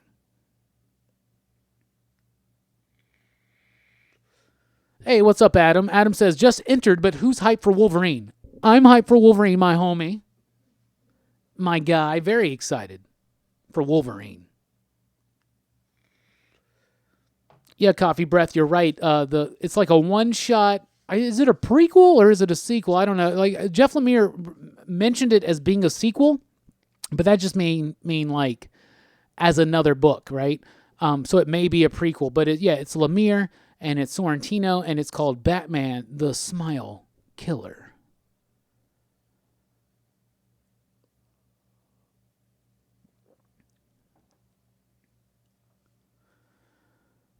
Lemire never has to cash in on any hype. Yeah, I agree with you 100% there. Lemire is the kind of cat that could, but he usually doesn't. So the fact that they're doing this means to me that it's going to like probably be a pretty decent story and a good idea that they had. Kevin says it's only $10. Well, it's probably going to be extra sized. First of all, it's the Prestige Plus size or whatever, so it's bigger. It's magazine format with square binding, no ads. I love that format. I think it's great. Yeah, it's a bit pricey, but comic books are pricey. And I think they've always been pricey. Looking back in my lifetime, I've been reading since the mid '80s. Every time, every decade, every year, people are talking about the comic books cost too much. Maybe it's just that things cost too much, But yeah, comic books are expensive. But I like the prestige format. So, Joker Killer Smile has been $5.99. And they've been 40 pages? They haven't been 60, but I think they've been like 40. They've been like basically 2 issues in one. So maybe this one's going to be, I don't know, maybe this one's going to be bigger. Oh, you're talking about Wolverine. Wolverine's a $10 comic book? That's ridiculous. Are you serious? I didn't even notice that. Are you for real? That's ridiculous.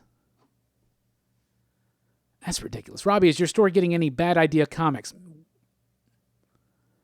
Those are the ones. Are those the ones that like did the thing where they're going to be like super limited, and they're not going to reprint them, and there's going to is that what we're talking about? I think that's what we're talking about. I don't know. They have a really weird business model. I don't know. I have to look into that. Probably. I mean, we try to get everything, even if it's just a little bit. $8.99 for Wolverine. That's ridiculous. That's too much. Do a $4.99 first issue. Oh my God. How much is it? Now here's the thing. If it's $8.99 and it's 60 pages of Percy Kubert's story, I'm 100% down for that. But it's probably going to have a bunch of backups in it, right? Oh man, that sucks. Like for instance, Absolute Carnage #1 was like $7.99, but it was like 60 pages and it was all Cates and Stegman. I'm cool with something like that. That makes it 60 pages is basically 3 comic books. And if it's the same creative team, that's cool with me. And I'm cool with that. But man, if Wolverine's just a bunch of filler at the end, that's going to suck. But they've known this was coming. I think this may have been in the works for a while, so. And who's the other artist? It's not just Adam Kubert. There's a rotating artist, because that's just how they do it now. I can't remember who it is, though.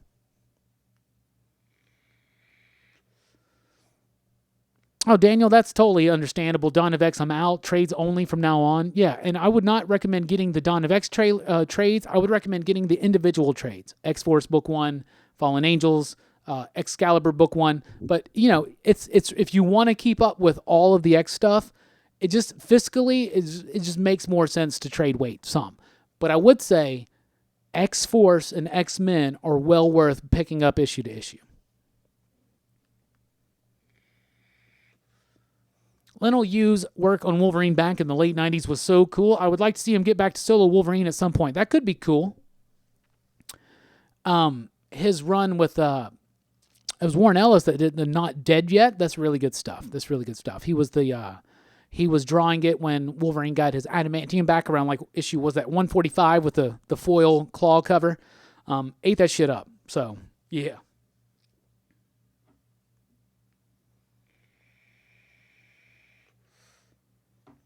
Yeah, Daniel, that's a good thing. Get the first 6 issues. That gives you the first arcs. And to be honest, at that point, 6 issues in, you got plenty of material to let you know if and what titles you would like to follow monthly or if you just want to trade weight at all. And sometimes it's best to trade weight at all just because you can have the whole thing there, right? Or you can be like me and double dip. But I guess one day I plan on unloading the single issues and getting like hardcovers or something. I got the hardcover of Hoxpox. It's a really nice deluxe edition. So I'm probably going to sell my singles, but maybe I should have already done that when they were super more hype.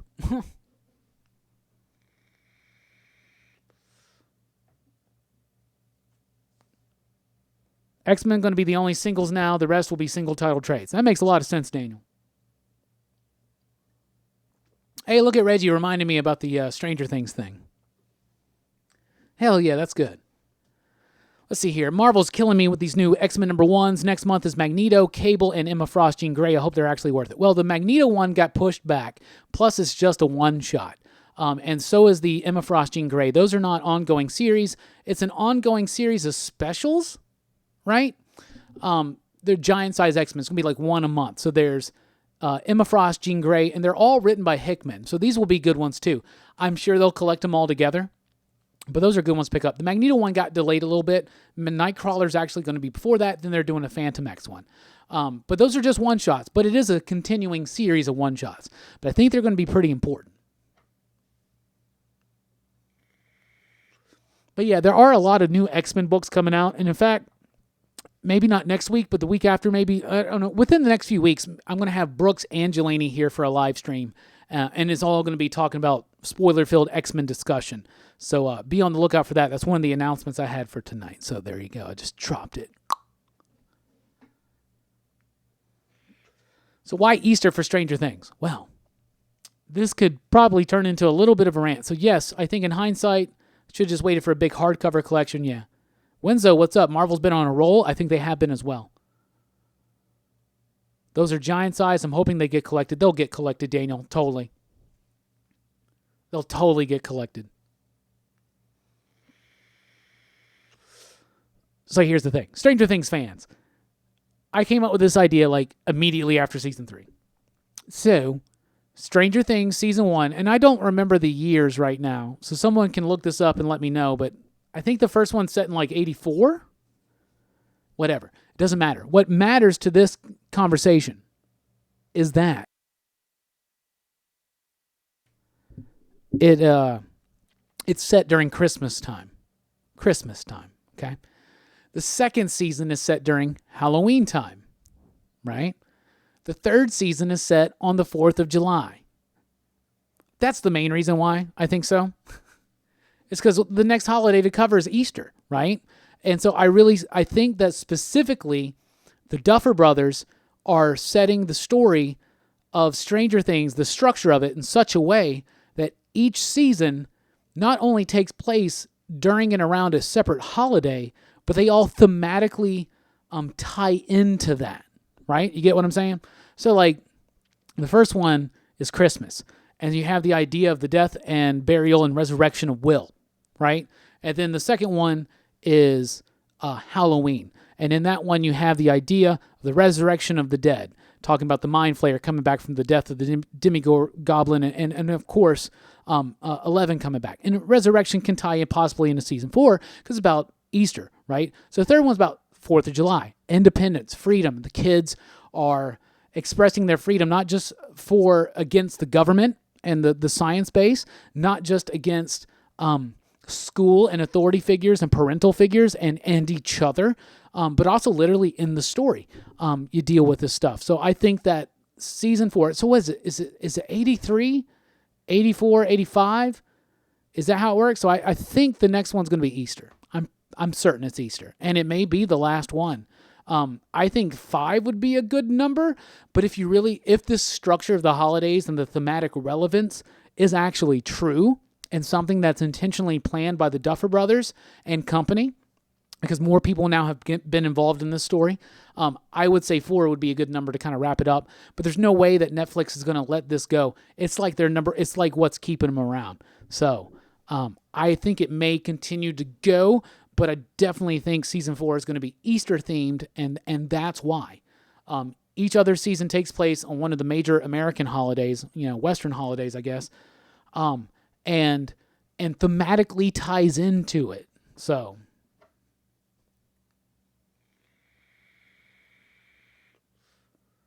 anyway, that's what I think.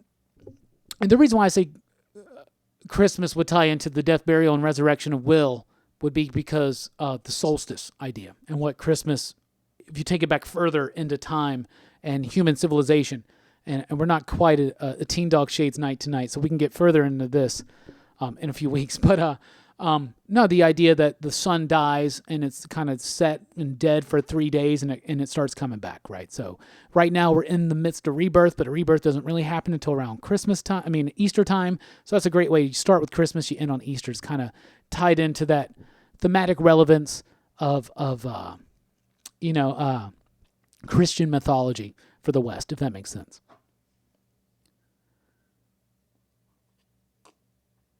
That's as far as I'm going into it on a non-Teen Dog Shades night. But Reggie, thank you for reminding me about that. That's fantastic.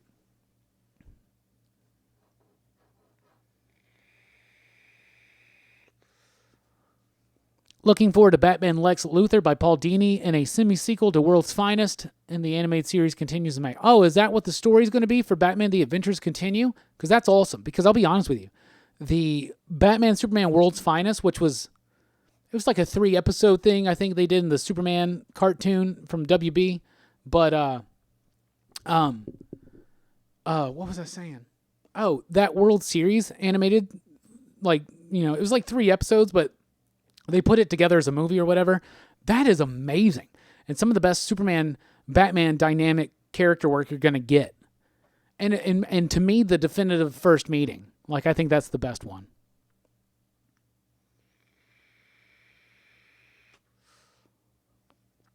Wonder if we will ever get new episodes of Batman the Animated Series. Oh, man. Wouldn't that be super cool? Joaquin Hagar is one of the commie soldiers in the Stranger Things trailer. I don't know who that is, but that's cool. Did that trailer not have very much the feel of Road of Bones, though?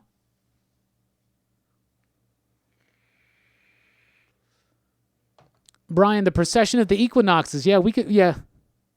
On other nights, we would definitely get more fully into that. I have been listening to Fingerprints of the Gods lately. So I have actually been looking up, if you go to my YouTube channel right now, if you go to my YouTube page, not if you do, but if I go to YouTube, a bunch of Graham Hancock procession of the equinoxes type stuff pops up because I've been trying to visualize it, and all that. And yeah, it works. Hey, what's up, Jay? Oh, we've been talking about tons of stuff. Batman 89 this week. It's going crazy amounts online. We talked about that a lot at the beginning of the stream. DC 5G. It's coming. It's coming whether we wanted to or not.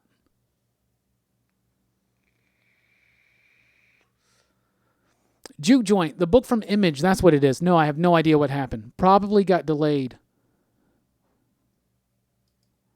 It's trying to get me to update my computer. Screw you, no updates. You just mess it up.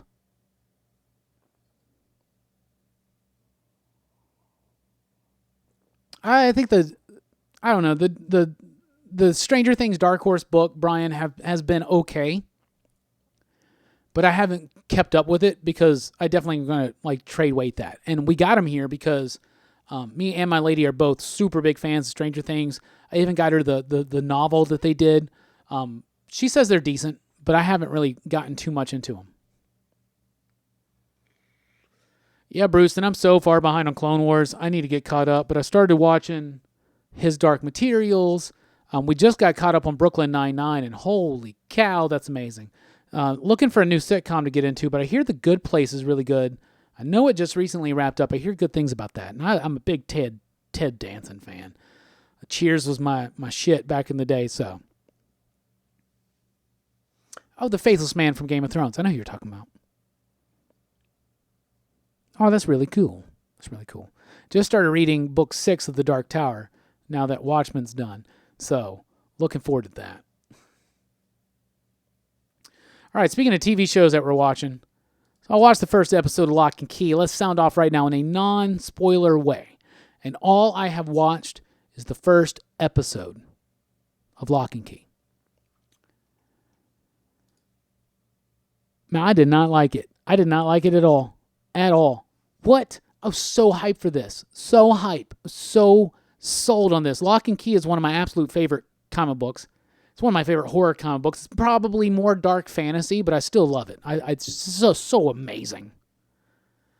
So I was so pumped for this. And then after the amazement that was Sea of Sorrow, not Sea of Sorrow. Got distracted by Jay's comment there.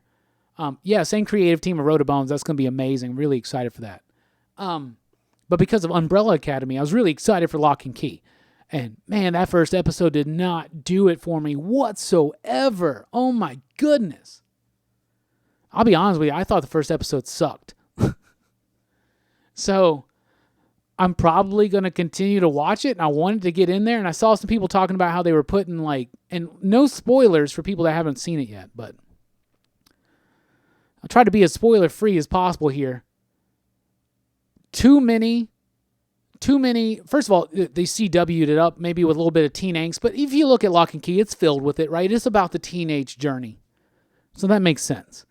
The take on the mother's not right. The take on the just the 3 keys in the first issue. I mean, the first episode, 3 keys. What?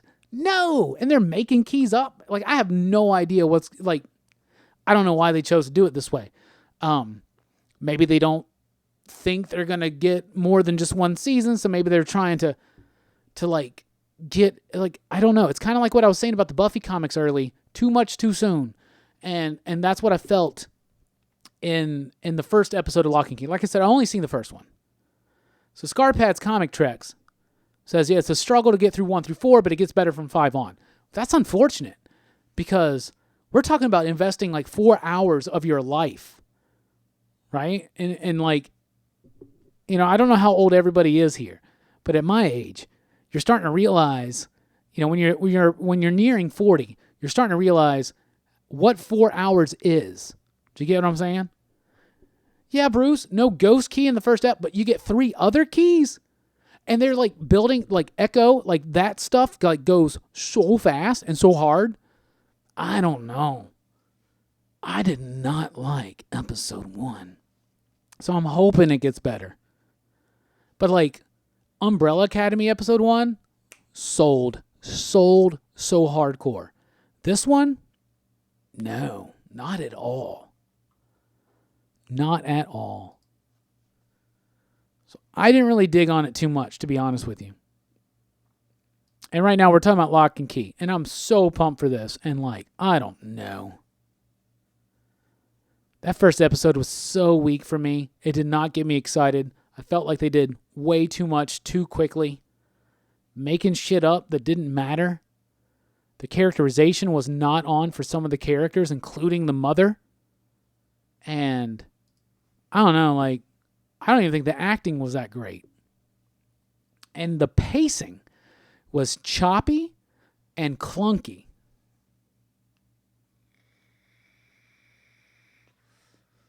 Anyway, that's what I thought. Bro, have you seen Color Out of Space, based on the H.P. Lovecraft short story and set up for a trilogy of Lovecraft films, Color Out of Space, Dunwich Horror, and a 3rd untitled film? Yeah, we covered that on the Weekly Pop Culture Wrap-Up like a month or 2 ago. I'm excited to check it out. I haven't checked it out yet. I have access to it, but I haven't watched it yet, but I'm very much looking forward to it. I'm a big Lovecraft junkie, and there's very few Lovecraft adaptations into film that actually kind of work, and so I'm excited to check it out because I've heard good things, and it's Nicolas Cage, and whenever Nicolas Cage does a good movie, you got to pay attention, right?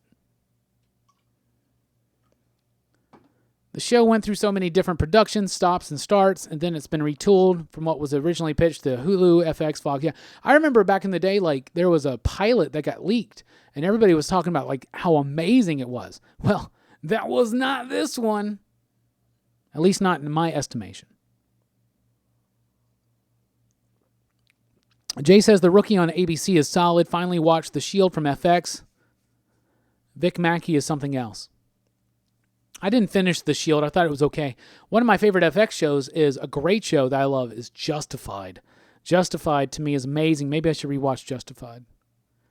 Is October Faction out on Netflix? I don't think it's out yet, but it comes out at the end of the month. So I'll definitely check that one out too.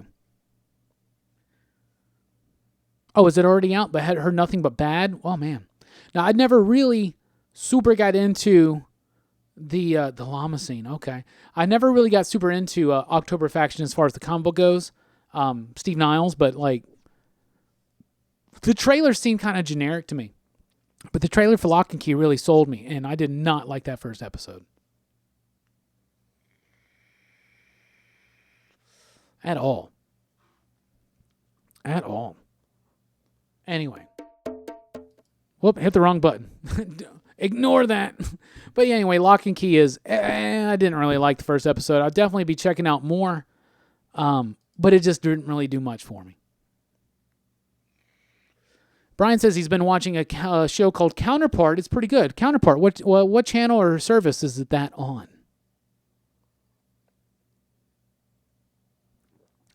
Anyway.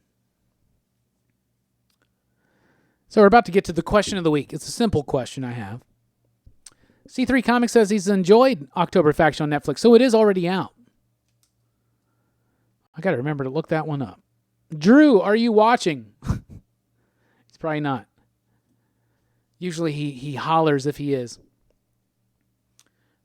So I got a couple announcements. So we did finalize our lineup for our next few podcasts. So the podcast is coming back. Probably we're filming it not this weekend, not next weekend, but the weekend after. So it's going to be in March. March is when it returns. Hey, thank you so much, Daniel.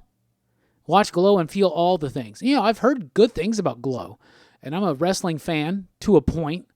So it seems interesting to me. So I've heard good things. Maybe I'll definitely check it out. And thank you once again for that $2 super chat, my friend, my dude, my guy, whatever the cool kids say nowadays. By the way, if you're going to super chat, why not throw one of them stickers? Do they still do the stickers? We used to get a lot of them pair stickers. Now I want to see something else. Do they still do that? Michael, what's up? Justified was amazing masterpiece in television. I agree. That show from start to finish. Now, I do think that season 2 was the best, but man, that show is fantastic. I love it so much.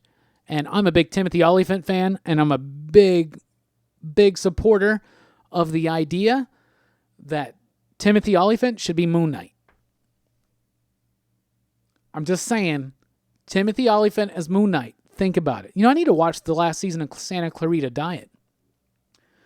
I actually reactivated my Netflix account because Locke and Key, and I actually, this week, so this is super cool, and maybe not everybody's cool with this, but whatever. I scored tickets to go see Joe Rogan and Dave Chappelle, and I'm like beyond excited for that. So I got an early access type thing, you know, pre-sale, and I scored tickets, and I'm super excited for that, like super excited. So anyway, that's another reason why I reactivated my Netflix account, was to check out Joe Rogan's specials. I watched Triggered last night. Thought it was pretty funny. So I'm excited to check it out. I'm a big fan of his show. I've told you guys before that I would love to be on his show and do DMT with Joe Rogan. And I haven't checked out the new Dave Chappelle stuff. I've heard mixed things about it. But comedy is something that needs to be... I think comedy is incredibly subjective. And so, yeah, but I am super excited. Dave Chappelle and Joe Rogan all in one night. Like, I'm so beyond excited. I have never gone to like a big stand-up thing like that. Now, I've gone, like seriously, I saw Kevin Smith and Jason Mewes. That wasn't even really stand-up. We got a club here, and like there have been people here, like Brian Posehn came here even last week, but I never have gone. I met Brian Posehn because he came into my comic shop, not last week, but last year when he was in town. But, you know, I don't go see comedians. The only one I ever really went and saw I went and saw a Michelle Wolf show, because my lady is a big fan of Michelle Wolf. And so we bought tickets because she was coming into town, and it was really fun, and I had a lot of fun with it. But that was a small comedy club here locally, right? This is going to be at the Bridgestone Arena in Nashville. I mean, that's a huge-ass place. That's where I saw Kiss. I've seen Perfect Circle there. I've seen Nine Inch Nails there. Fantastic stuff. But man, I am so excited to see Chappelle and Joe Rogan. I couldn't believe it. I was like, yeah, Joe does all these shows like locally in like California and shit, right? And so when I was like randomly that he's doing a show in Nashville with Dave Chappelle, I had to bite that bullet. Had to do it. Super excited. I see other people are really excited about that. That's awesome. Yeah, Brian, I haven't seen the new Chappelle shows yet. So there's the Sticks and Stones ones, right? And then he did another one, I think. And so like, Michelle Wolf is hilarious. It was such a great show. She was so funny. And seeing her at a local comedy club, I mean, she was like right there. Like I was further away from her than when I saw Kevin Smith and Jason Mewes at the same place because we somehow got the front table, which was super, super cool.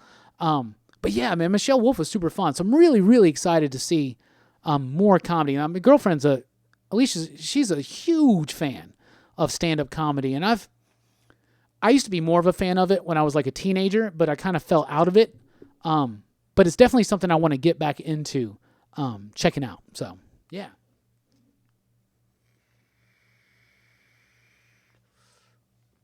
APC, what's APC?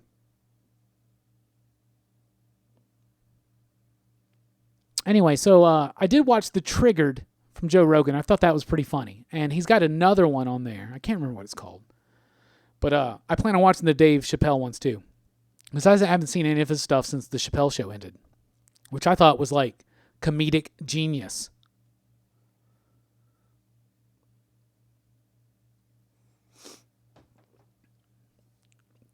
Ken Puke says he saw Mick Foley stand up. It was great. Yeah, I've never seen that. Oh yeah, Perfect Circle. Yeah, I saw them when I saw them in Nashville at Bridgestone. They had what's the dude from Smashing Pumpkins? James Iha. Is that his name? Anyway, and I was super excited about that because I'm a big Pumpkins fan. Super, super huge Pumpkins fans. Now, my lady is the Maynard fan. She loves Tool, she loves Perfect Circle and Pussifer and all that stuff.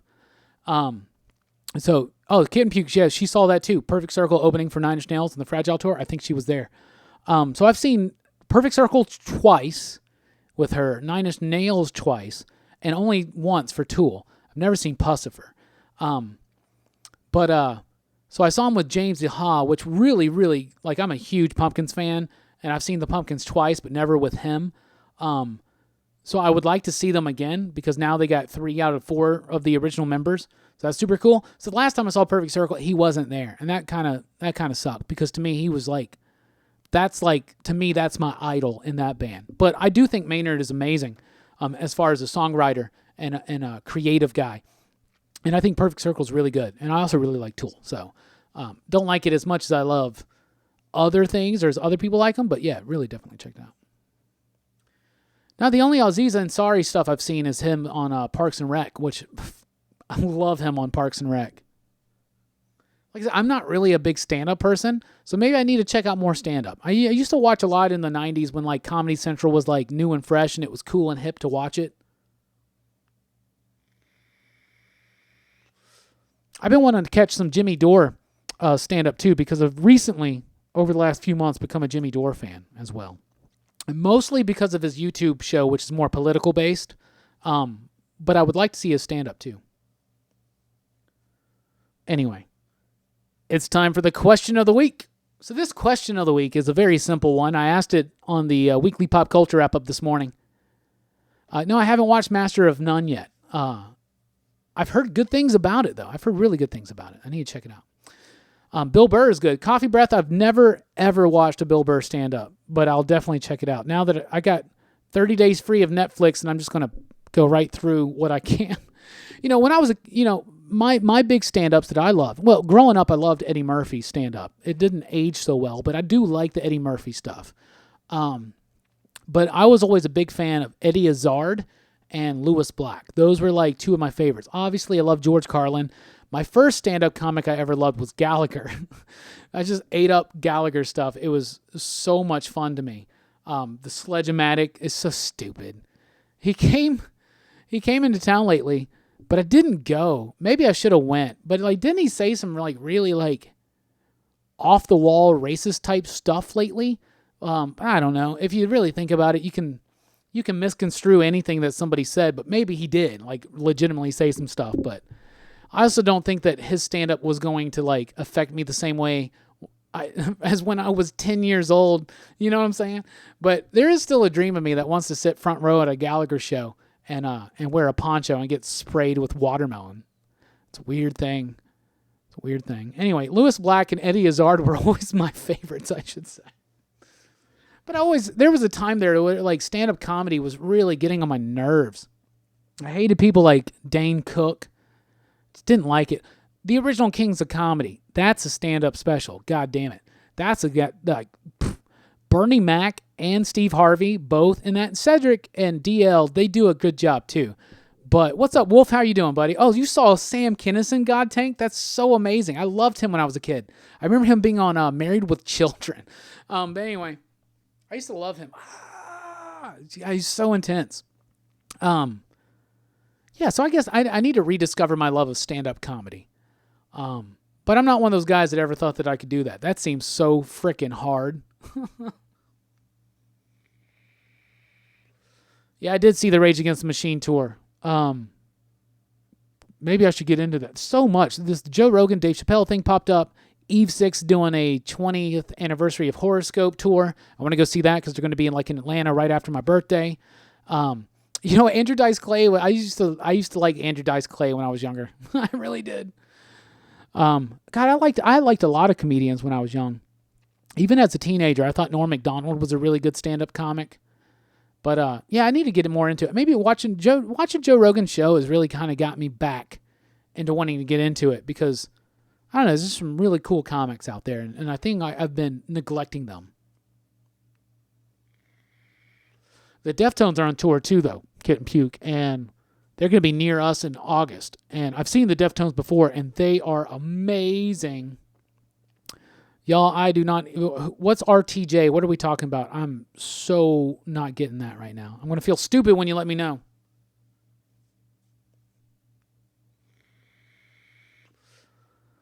$125 of tickets plus fees for nosebleed, dude. I mean, we paid more than that for Radiohead.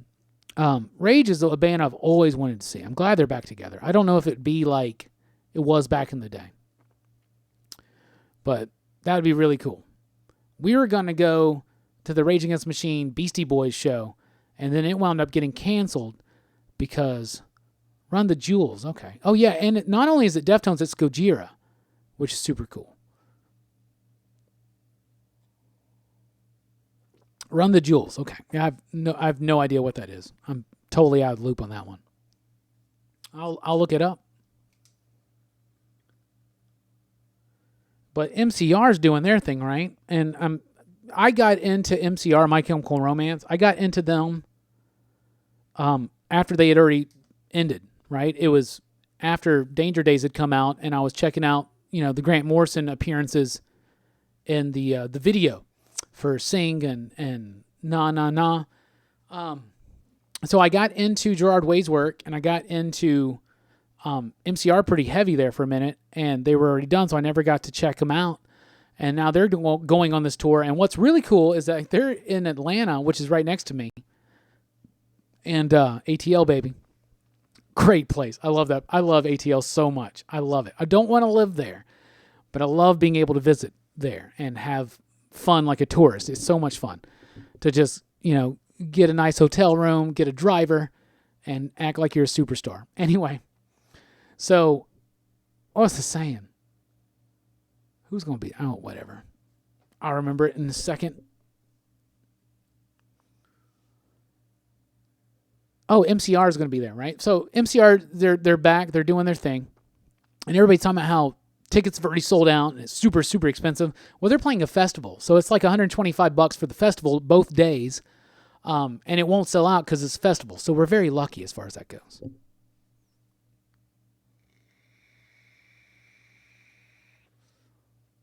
Well, apparently everybody loves Run the Jewels, and I have no idea who they are. I used to stay caught up on music, but you know how you read those articles every once in a while, and they're like, when you hit 30, you stop discovering new music. Like that was 100% me. Not even kidding. We actually had a bad review one time at the comic shop that I work at, because they're like, "Can you play a song that wasn't that was written after 2005, please?"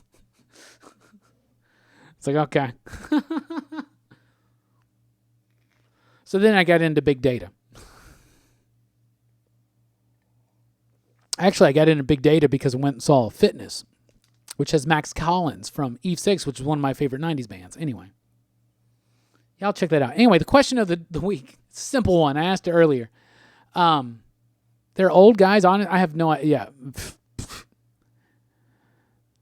just not hip enough, I guess, to know who they are. I'll have to check. I wrote it down. I promise I wrote it down. That's why I sent you the new Twister, Robbie. Yeah, you did. And see, the problem is when people send me stuff like that, right? So like I'm doing something, right? And I get it. And I'm like, oh, that's cool. I have to check it out. And then I never remember to go back into my messages and look it up, or So it's usually not the good thing to like get me to check out something. But yeah, you did send me the new Twister. I just wrote it down. I wrote down some things. October Faction is out. Plunge is this week. I can't even recognize that one. Run the Jewels. New sitcom? Question mark. What's that? Bill Burr. That one says Bill Burr.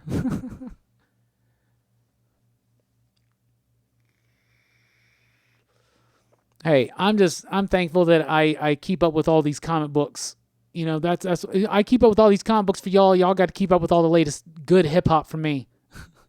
Someone the other day asked me for a good underground hip hop, because I was like, hip hop's still good. It's just underground. You got to look for it. And they're like, what's something? I'm like, AC Alone, and I pointed them to an album from like 2005. What? That doesn't make any sense. It's way too old school. Oh, I know who Killer Mike is. Okay. I'm sure I did. Oh, that's something. The Luke Cage got me into Jadena. Then his actual album came out, and I was like, it's okay. I like half of it. It's a problem with a lot of hip-hop nowadays for me, is like half of it's good, then half of it's not. So I'll definitely check out Run the Jewels, though. And yeah, if they were featured in Luke Cage, I definitely have heard it. Hey, what's up, Brian? How you doing? All right, question of the week. What do y'all think about the Robert Pattinson Batman look? I want to know what you think. I don't know why I didn't pull up an image here. I don't have one. But y'all know what I'm talking about. Anybody watch that? The 50-something second teaser of the new Batman first look. It's been accused of looking very very Daredevil, because I think the red coloring really doesn't help that. And then of course he's got the collar, and you don't see the ears. And I asked everybody, what was your favorite kind of ears? For Hail the Chief is amazing. That's a great song. The album is okay. There's I really like half of it, and I think half of it's just okay. But what's even better than that song, Hail the Chief is amazing. That's the one that was on Luke Cage. What's that? Chief Don't Run. Oh my God. What an amazing song. I love that song. I listen to it sometimes to pump me up. Like if I need to be pumped up for something, if I'm doing something big. Anyway, what was I talking about? Oh yeah, the Batman. What do y'all think about Batman? What do you think about the Robert Pattinson Batman first look? I'm going to tell you this. I said it on the weekly pop culture wrap-up. I freaking loved it. The music, it sounds very much like the Imperial March. In fact, my lady was like, that sounds like the Imperial March. I don't like it. I don't like anything about this. I liked it. I liked it a lot. The dun, dun, dun, dun, dun. It was just different enough. Those strings, oh my God. I really like the tone that was set by that music. Now, I don't know if that's music that's going to be actually in the film. I heard from someone that was. It's Mikey G, let's just call him that. I still don't know his name. Was that the guy that did the Lost music? Anyway, he's done other scores.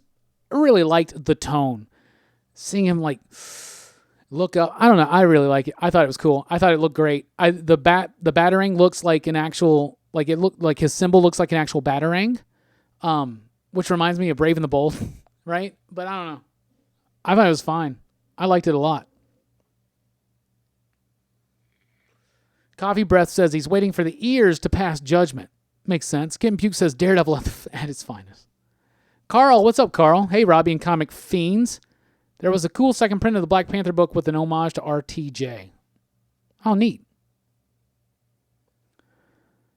It looks like the gun Joe Chill used to kill Bruce's parents. What? I'm liking it, Sam says. Just curious about the ears. I think he'll do great. Reggie says, I dig the Batman suit. Looks makeshift, and the Joe Chill guns. Sign me up. Is that what that's supposed to be?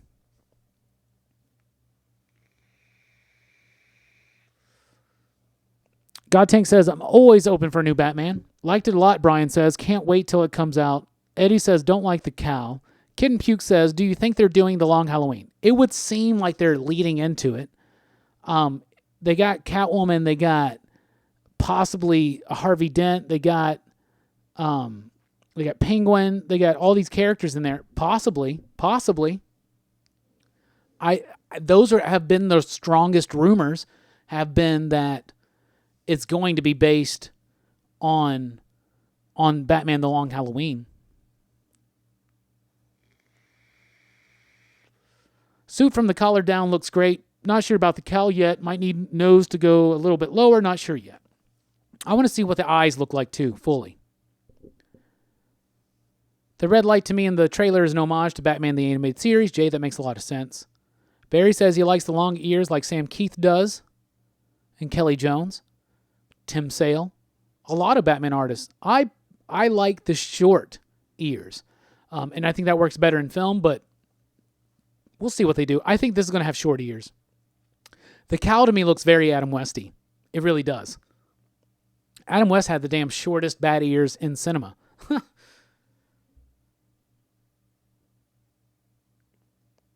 I posted both Run the Jewels and Meow the Jewels on the PCP Facebook page for those interested. That's right. Cool. That's a good way to get me to pay attention to it. PCP Army on Facebook, or the official Pop Culture Philosophers Facebook group. Follow us there. You can follow me on Twitter at The Rockin Robbie. We're on Patreon, patreon.com/PCP. We're on Facebook. We're on Instagram. All those things. Brian says, agreed, like short ears. God Tank, do you think Batman will ever kill anybody on purpose? No, he shouldn't. He shouldn't. Not main Batman. Maybe an alternate universe for sure. I couldn't tell if there were lenses in front of the eyes either. I saw like a recolored thing where it looked like you could actually see his eyes, which I don't have a problem with that. The cowl looked very Adam Westy to me, but I didn't mind it. I thought it looked fine. It looked like an early Batman. The suit itself looked a little bit Arkham Knight armor-esque. Really liked it. I thought it was cool. The cowl is there because if you want to have Batman actually turn his head and protect his neck, he needs that collar. That was something that wasn't addressed until The Dark Knight, you know? And I think The Dark Knight has been my favorite bat suit on film, to be honest with you. Dark Knight Rises is pretty much the same suit.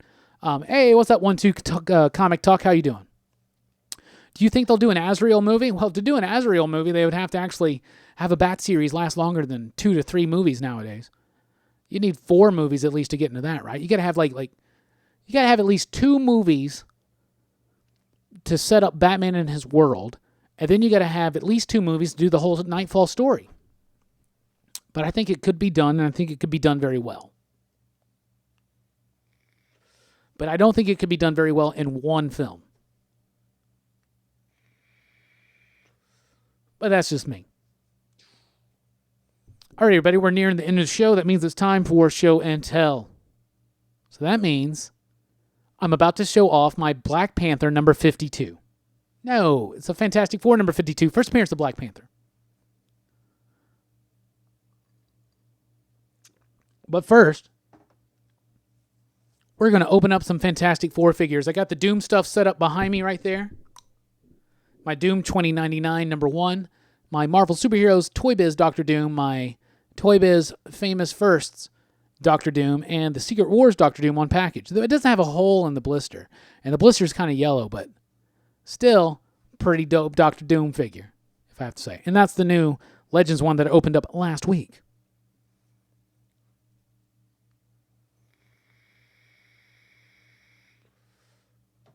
Azrael and Deathstroke will be back for the animated series continues. That's super cool. So since I got all this Fantastic Four stuff, and I got to open up some of these figures, let's open up some Fantastic Four figures tonight. First off, Blastar. Bam. So these figures are from Toy Biz. They're from the 90s when the Fantastic Four animated series was on Fox. It was the Marvel Action Hour. Came on super early on Sunday mornings. It and Iron Man. I watched them. I loved it. I got them all on DVD right now. They're available on Disney+. So I got some of these toys, and they're not always in the greatest shape. See that card? It's all bent up. So don't worry.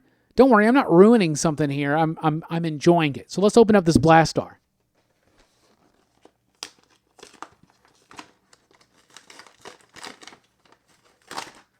So you want to be able to turn your head.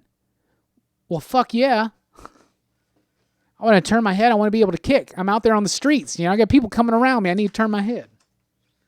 Every other Batman, and I love the Keaton costume. I love the Kilmer costume, to be honest. The Kilmer's first costume in Batman Forever, it's a great costume. And the first one in Batman Begins, but like Batman's always like this.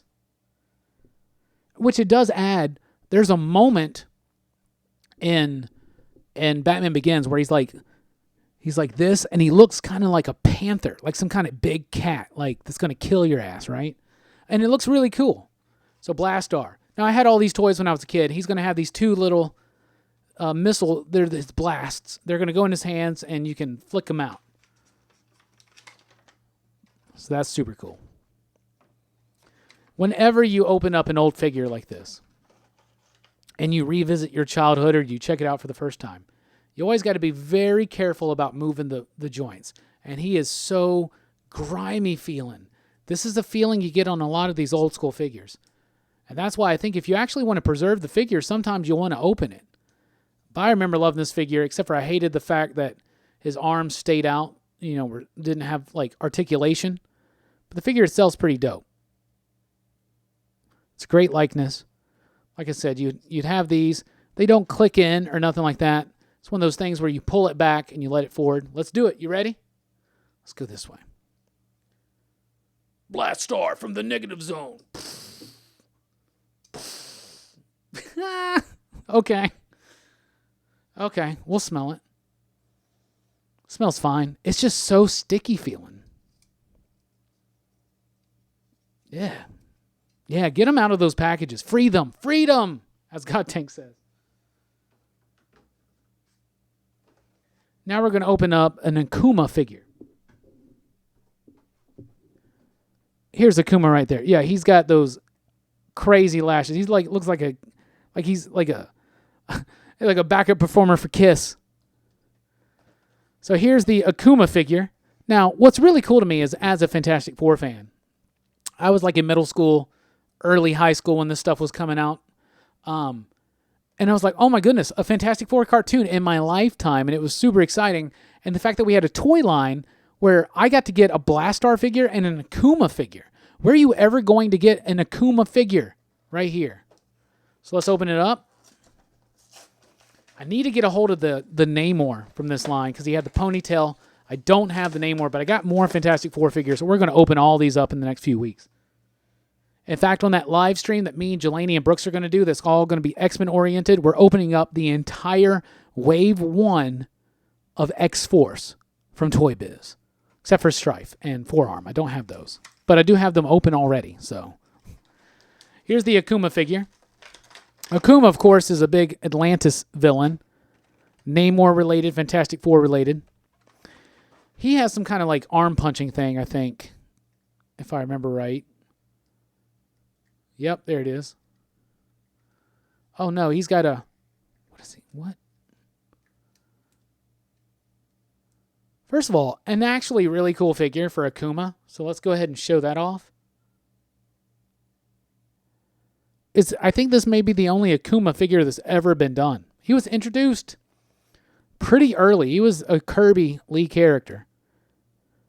Oh, his little thing comes off, his little loincloth. Well, he's got a button. Oh, what does he do? Oh, that's so stupid. So you bend it in like that, and then he goes, that's it? It's weak as hell. Hey, Daniel, thanks again for the super chat there. And we got a sticker, unboxing. Perfect. Perfect sticker. Bring it to the shop. I have Armor All wipes to fix the stickiness. Thanks, Mike. Mike's the homie of mine that, remember the Excitable PCP crew that I shouted out last week as the cat that helps me out. In fact, I got all these figures like a couple years ago because of that. That's so lame. That's so stupid. Anyway, what's really neat is he's got this, you can put that on his back. So, yeah, I like it when they do stuff like that, so that's kind of cool. That's such a weird action.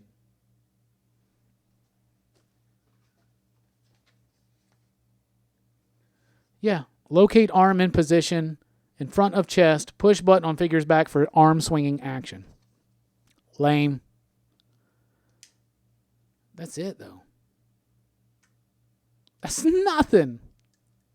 This one's not as sticky as the Blastar, but Mike, yeah, I'll definitely bring those in. But listen to what Mike said. He said, use the Armor All wipes to fix the stickiness on these old action figures. Did I say Hakuna? I mean Atuma. Did I say Hakuna? I may have. Akuma. Akuma's badass, by the way. We need a Devos the Devastator figure. I would flip for that. I would also flip for a Paybok, the Power Scroll figure, but we're never going to get that. But what we did get was a Super Scroll figure right there. So I know a lot of people have been, those new Fantastic Four ones. You can build a Super Scroll. So this is the one from that Fantastic Four line. We're going to open this one up. This was a cool figure. He's got an arm that kind of punches out a little bit so it stretches. I just love the figure. It really does a great job of capturing all of the Fantastic Four's powers. The thing about invisible figures is they will totally yellow. So you always got to be careful with that. And there's really nothing you can do about that. So let's open up the Super Scroll figure, which I always loved this figure. Like I said, don't be sad. I'm freeing these figures, and they need to be opened up so they can be taken care of. You can already see we got some discoloration. And usually it's yellowing, but it's kind of oranging on this one, on the legs. See that? Those are supposed to be a little bit more translucent, but you can see the orange tinge there. That's just something that's going to happen, which sucks. And maybe it will happen more since I've opened it, but whatever. So here's the action feature we were talking about where he stretches. But I love the idea that he's got the flames, he's got the stretching ability, he's partially invisible, and he's got the thing hands. This was a fine Super Scroll figure. Really like that one. Decent likeness. Decent detail. Like I said, a little bit oranging, a little bit discoloration on that translucency. But that's just going to happen. All right, and now the moment that a few of us have been waiting for, at least 36 of us. My Fantastic Four 52.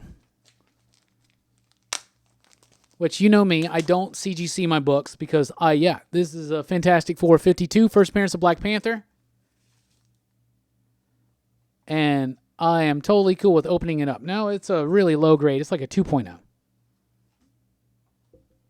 But y'all ready?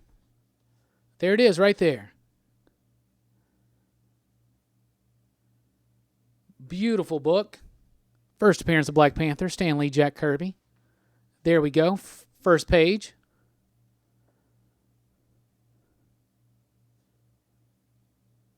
Those old school ads.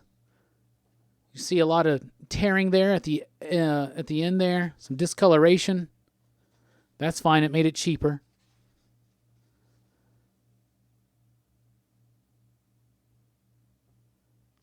If you're going to read old comics, read them.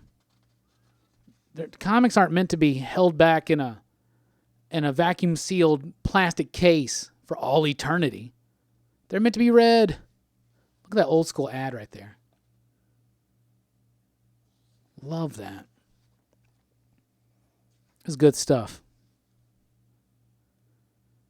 So you know me, I'm a big Fantastic Four fan. So Wyatt Wingfoot's already here, by the way. I know me and Mike were talking about that the other day. You got the Inhumans involved too. There's Karnak, there's Medusa. We'll be opening up some Inhumans figures next week. There wasn't a Black Panther figure.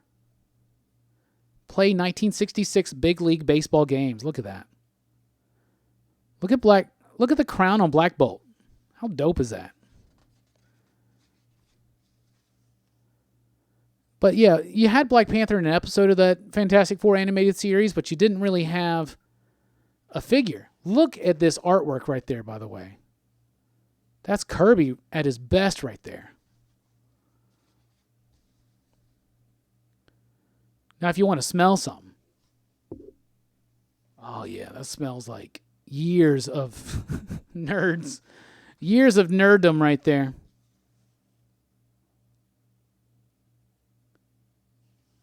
I love a good Fantastic Four book. But yeah, you can tell this one's been read. I've read it. When I bought it, the first thing I did was read it. It's a great issue. Black Panther kicks the Fantastic Four's ass. Single-handedly. First thing is whips their ass.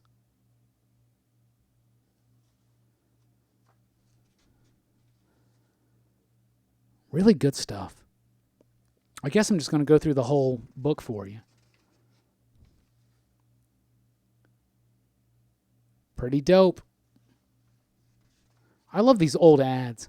Oh, you look at that. Like, I've always wanted that sweater. The Here Comes the Incredible Hulk, Here Goes the Incredible Hulk.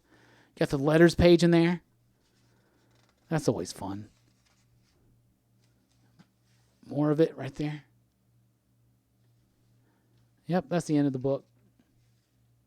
Yep, so there it is. My Fantastic 452.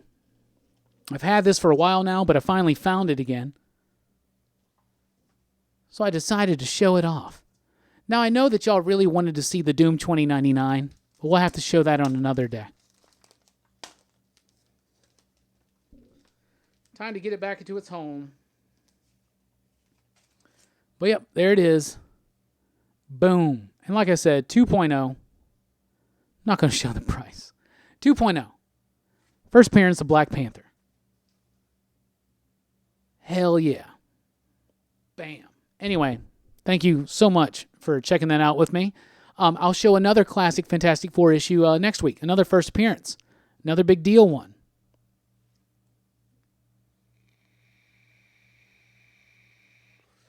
We need smell-o-vision. That'd be funny. You think it might be better than a 2.0? Well, historically, at my shop, we typically grade pretty harsh. And it all depends. But sometimes we get them back. If we grade them, send them off to like CGC or something, sometimes we'll get them a little bit higher than we grade them. But it might be. And other people would put that as like a 5.0 or something. But it's... The covers, yeah, it's got some damage. It's got some mildewing. It's got some staining. It's pretty rough. But I got it for a good price because of that. That's all my key issues are super low price. In fact, next week I'll show off my Fantastic Four number 48. First appearance of the Silver Surfer and Galactus. And you'll see a stripped cover in its gloriousness. But anyway. So that's the live stream for tonight. I want to thank everybody once again for joining us. I want to give one more round of thanks to our Patreons. You can support us over at patreon.com/PCP. You can unlock exclusive content like access to PCP After Hours, which is a podcast we do after we do an episode of the podcast. We keep the mics live for about 20 minutes, and that is a Patreon exclusive. The weekly comic book review is released hours before the video comes out as a downloadable audio file exclusively to our patrons. They get early access for things like Comics Revisited. Comics Revisited returns this Friday. It'll be unlocked for patrons tomorrow. It's all about what if, number 4. What if the invaders had stayed together after World War II? Spoilers, me and Brooks didn't really like it, so definitely check out the video to see us talk about a book we didn't really like that much. Tomorrow morning, my advanced review of Finger Guns number 1 comes out. I read number 1 and number 2, and I'll be talking about them, and I'm very excited to do so. The weekly comic book review will be coming out, of course, late Tuesday night. Lots of excitement this week, and get ready. The Huntsville Comic and Pop Culture Expo, April 18th and 19th, 2020 in Huntsville, Alabama. Mark Waid, Jim Starlin, Chris Claremont, Liana Kangas, Jason David Frank. Come on. Check them out on Twitter at HSV Expo. Check them out on Instagram. Check them out at their website. A fantastic round of guests. Great stuff. But I really want to appreciate and thank everybody for being here. Here on the live stream, we'll do another one next week. It's always fun to chat with you all about comic books and more. And next week, I'll be showing off my first appearance of Galactus, stripped cover. And we'll be talking about lots of other fun things. And I'll be opening up some more Fantastic Four sticky figures from the 90s. Anyway, I'm Rockin Robbie Billups on behalf of everybody here at Pop Culture Philosophers. Thank you so much for rocking with us. We'll catch you next time. Holler.